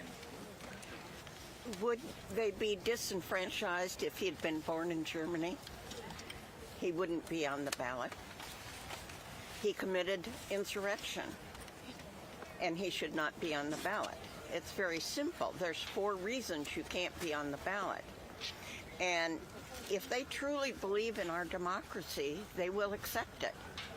Just as I have accepted things that have been passed that I don't agree with.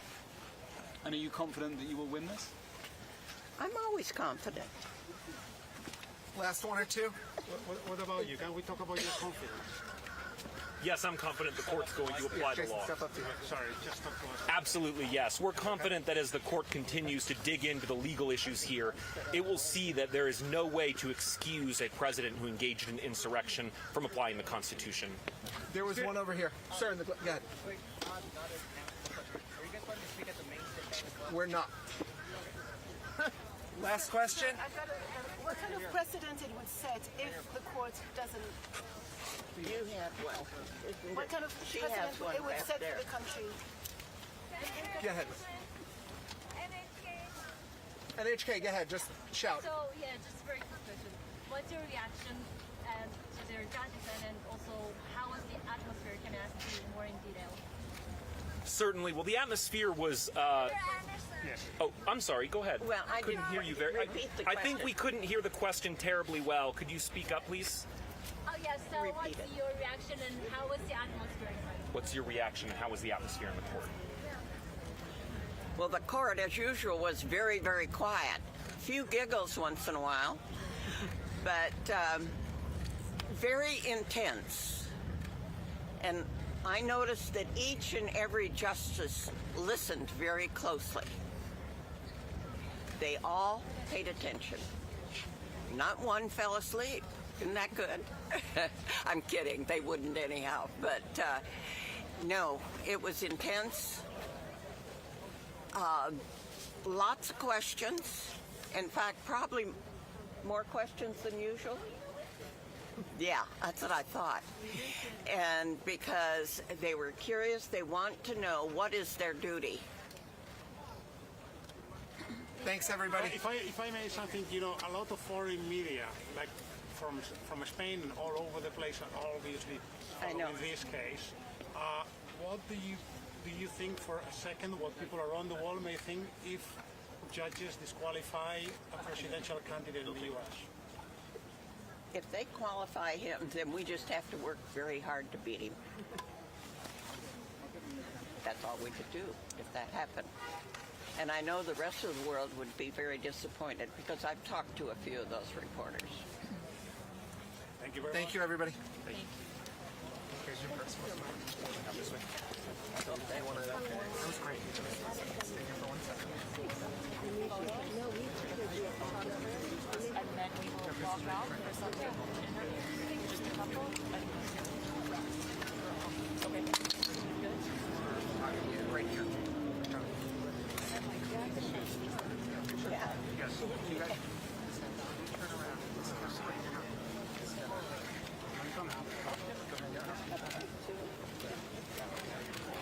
Excuse us.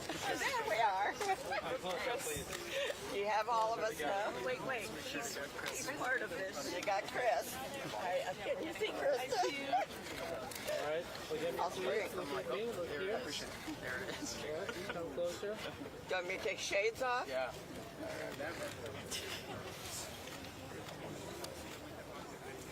Perfect. Thank you. Just let me grab this line right here, buddy. Thank you. Nice office. Where are we going? If we could clear a path here, please.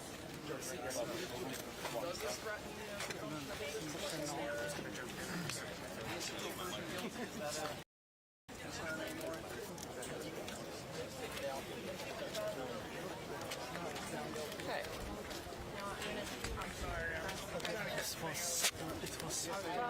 It was yours? Yes. Oh, I thank you so much. You're welcome. If you ever tell me something in the future about the Czech Republic. Thank you so much. Oh, my family's from Prague. Oh, no way. Yeah. So you know everything. They will know, but thank you. Thank you so much. Glad I could help. I think you're holding my pack. Oh. Sorry. They look alike. Sorry. They all... We were waiting for you.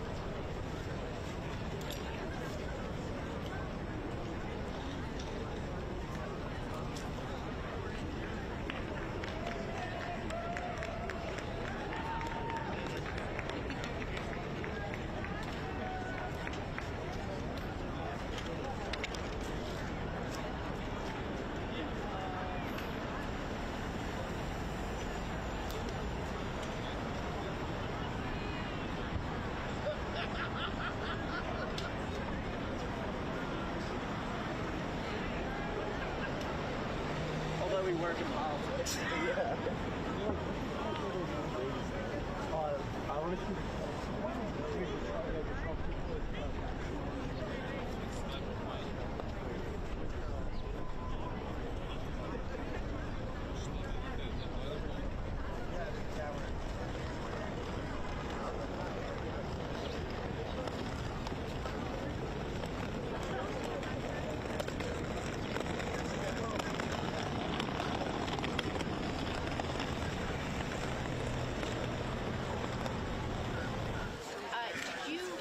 Were you surprised that they were less focused on text and the 14th Amendment and seemingly more focused on the fallout of one state having guns?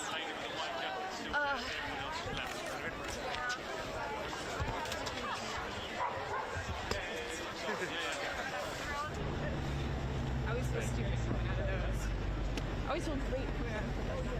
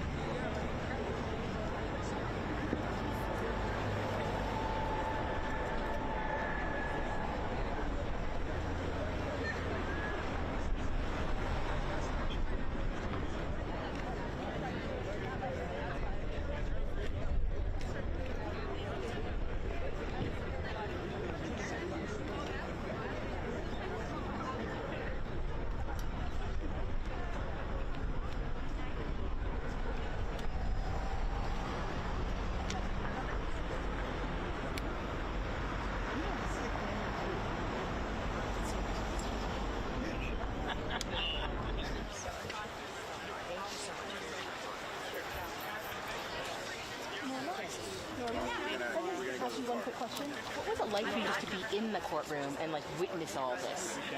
That was amazing. It's exciting for a 91-year-old, okay? A first time. I didn't think I'd have any more firsts. Folks, we're moving. All right, excuse us, We're folks. moving. Thank you. Thank you. Thank you very much. I'm sorry, we're going to keep moving. Let me get on the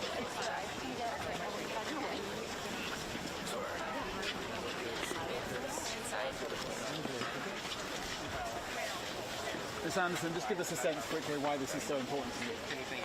Democracy. Thank you, guys. Excuse me.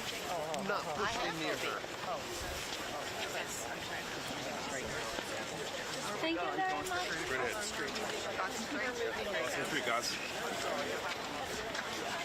Watch. Watch the curve.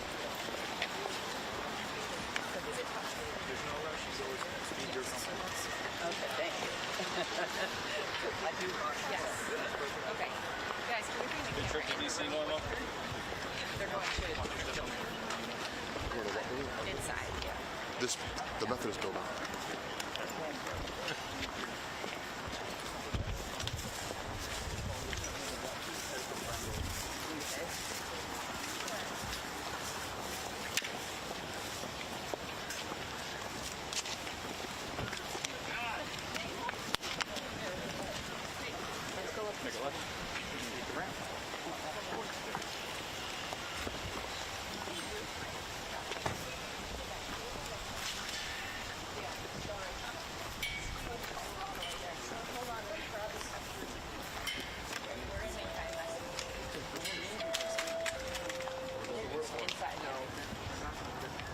If they ask, press one.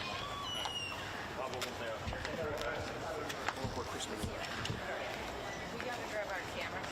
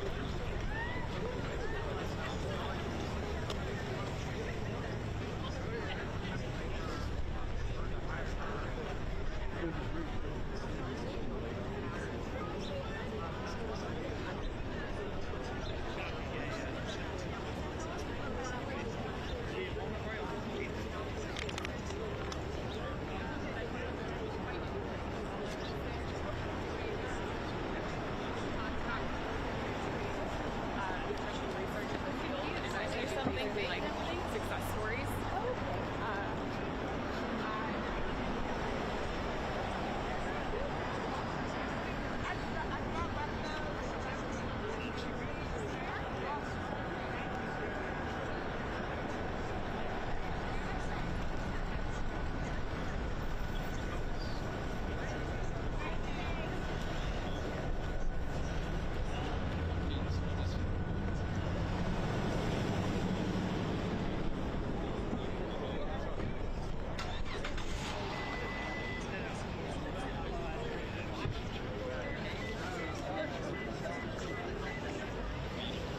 Hey. So there actually is a cafe that I could have got, so I feel bad. Maybe I was going to be a giant lie.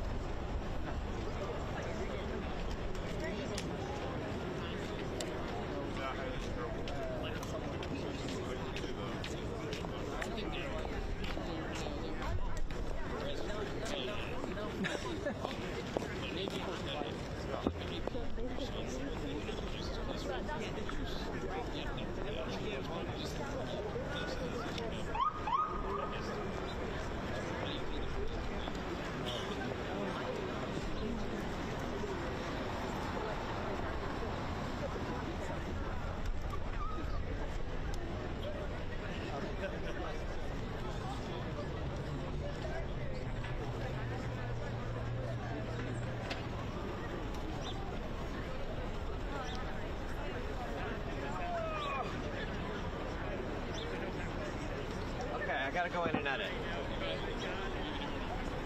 Yeah, my little coffin, my house radio coffin. I know. It's, yeah, the Senate one's scary.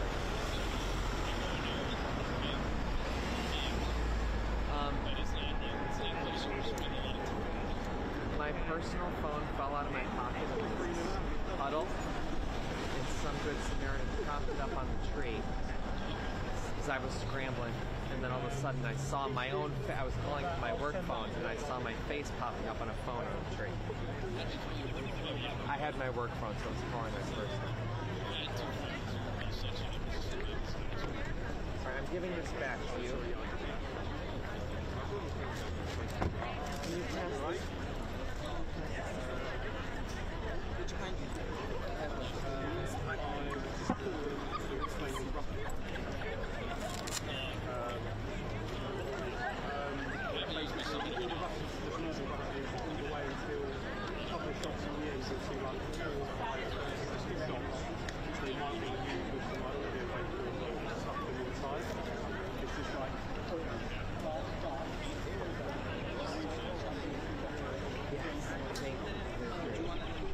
No, I'm good, thank you. Just I'm gonna hopefully pick up a pre-made sandwich. That is.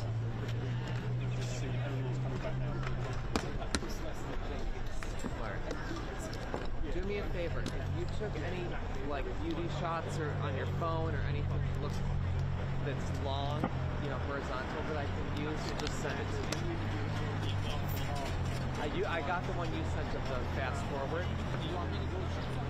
No. I'll look on all of our feeds, but if you've shot anything that isn't in the feed, just tell me. Yeah. Okay, then don't worry about it. All right, thanks, guys. Rick, thanks for your help. Dan!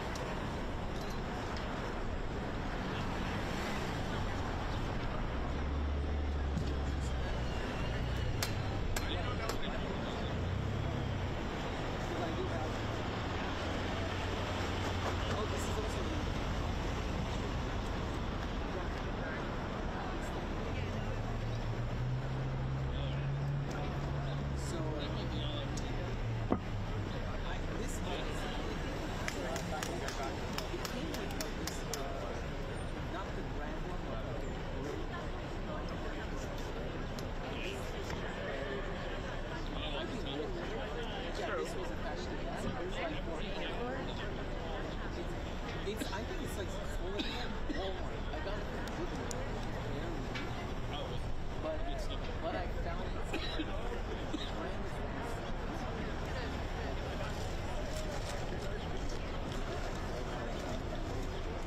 Like something like beeswax. Oh, yeah, here it is.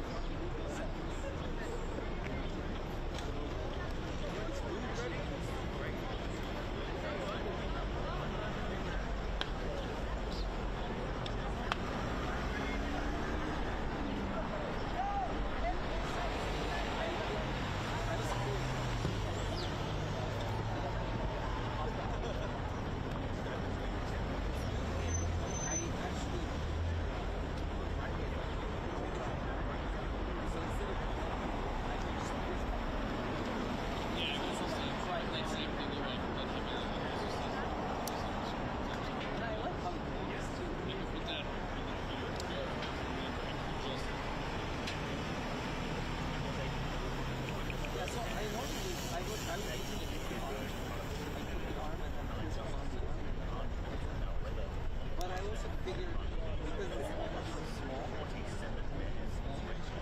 I can use this like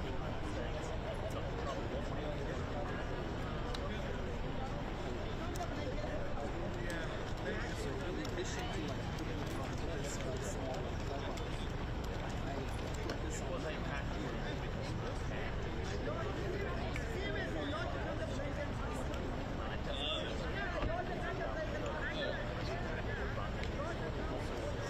My live, you just died.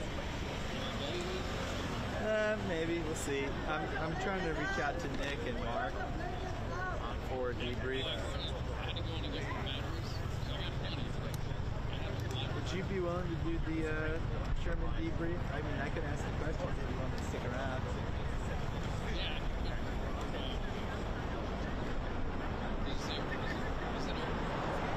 Yeah. Oh yeah.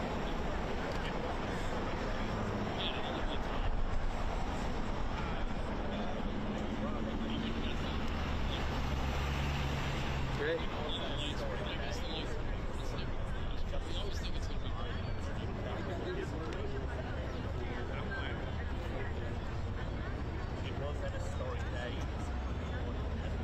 We are across First Street on Capitol grounds.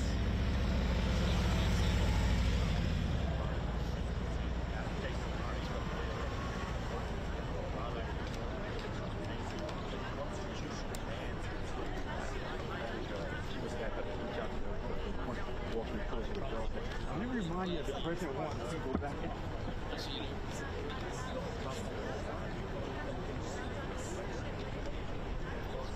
Do you want to do what's already for this? There was a later bit, 7 or something.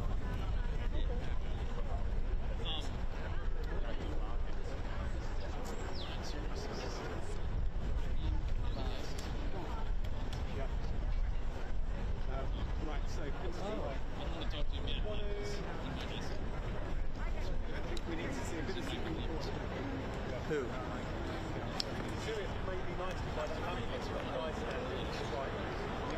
Oh.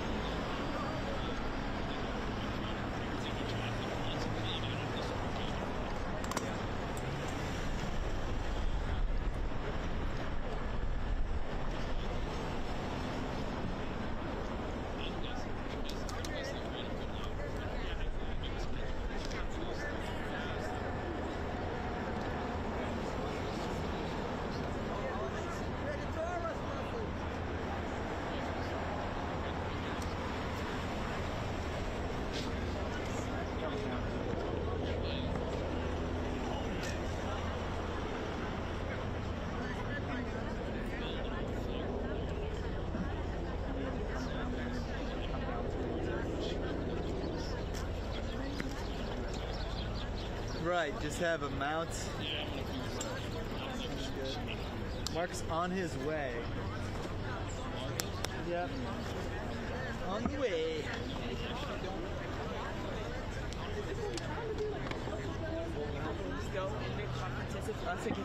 Yeah, you guys can do it. I mean, if you want me to hold the reflector and ask the questions. I just think if we don't have to, just round up. We could.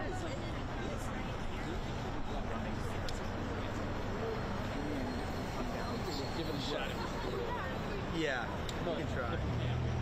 It'd be nice just as an Right. So let me double check the.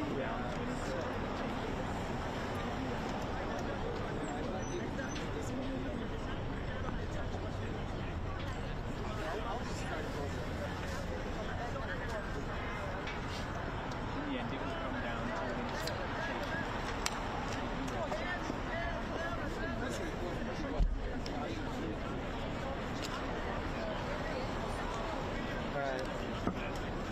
None of our stuff is on the live channels anymore, so we're good to debrief. I think you should still be recording. I always It was still like at least 2 o'clock. I always do. Way past. Just because I know I'll forget. Rebook it, yeah. Yeah, then I have to. The U.S. Constitution.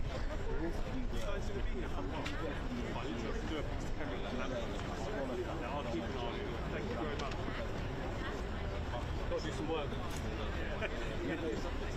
No problem. I'll be back in 5. Thank you.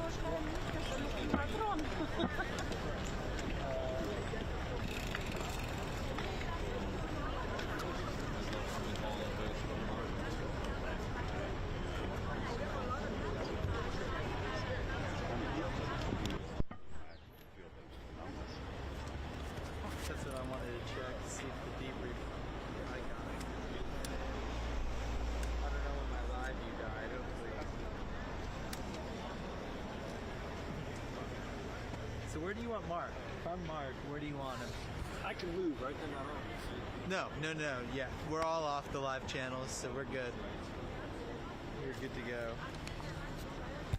We gotta get somewhere where we get some help with the sun. I'm thinking maybe we just put them right on the. Maybe put them. I'll go down low. Yeah. And just put them right there. Yeah, that would be fine. Select them. If we can't use those lights, I'm still not giving up on the lights because I can just grab this. We could grab this camera in the live view and put it right on the spotlight. But I'm gonna prepare for both. Looks like he's still doing a live shot. Yeah, if we can use that, it just looks so much better.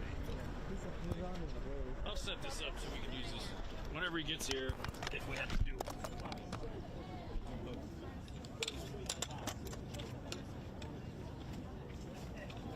Hello. Hey, Mark, how are ya? Good. Glad we were able to get Lindsay her color from inside the courtroom. Good. We did one little quick debrief already. And of course, this one will mainly focus on kind of the substance. Yes, Yes, but the update because we already did that debrief last week on kind of outlining the case and trying to further that. How I guess the justice is skeptical on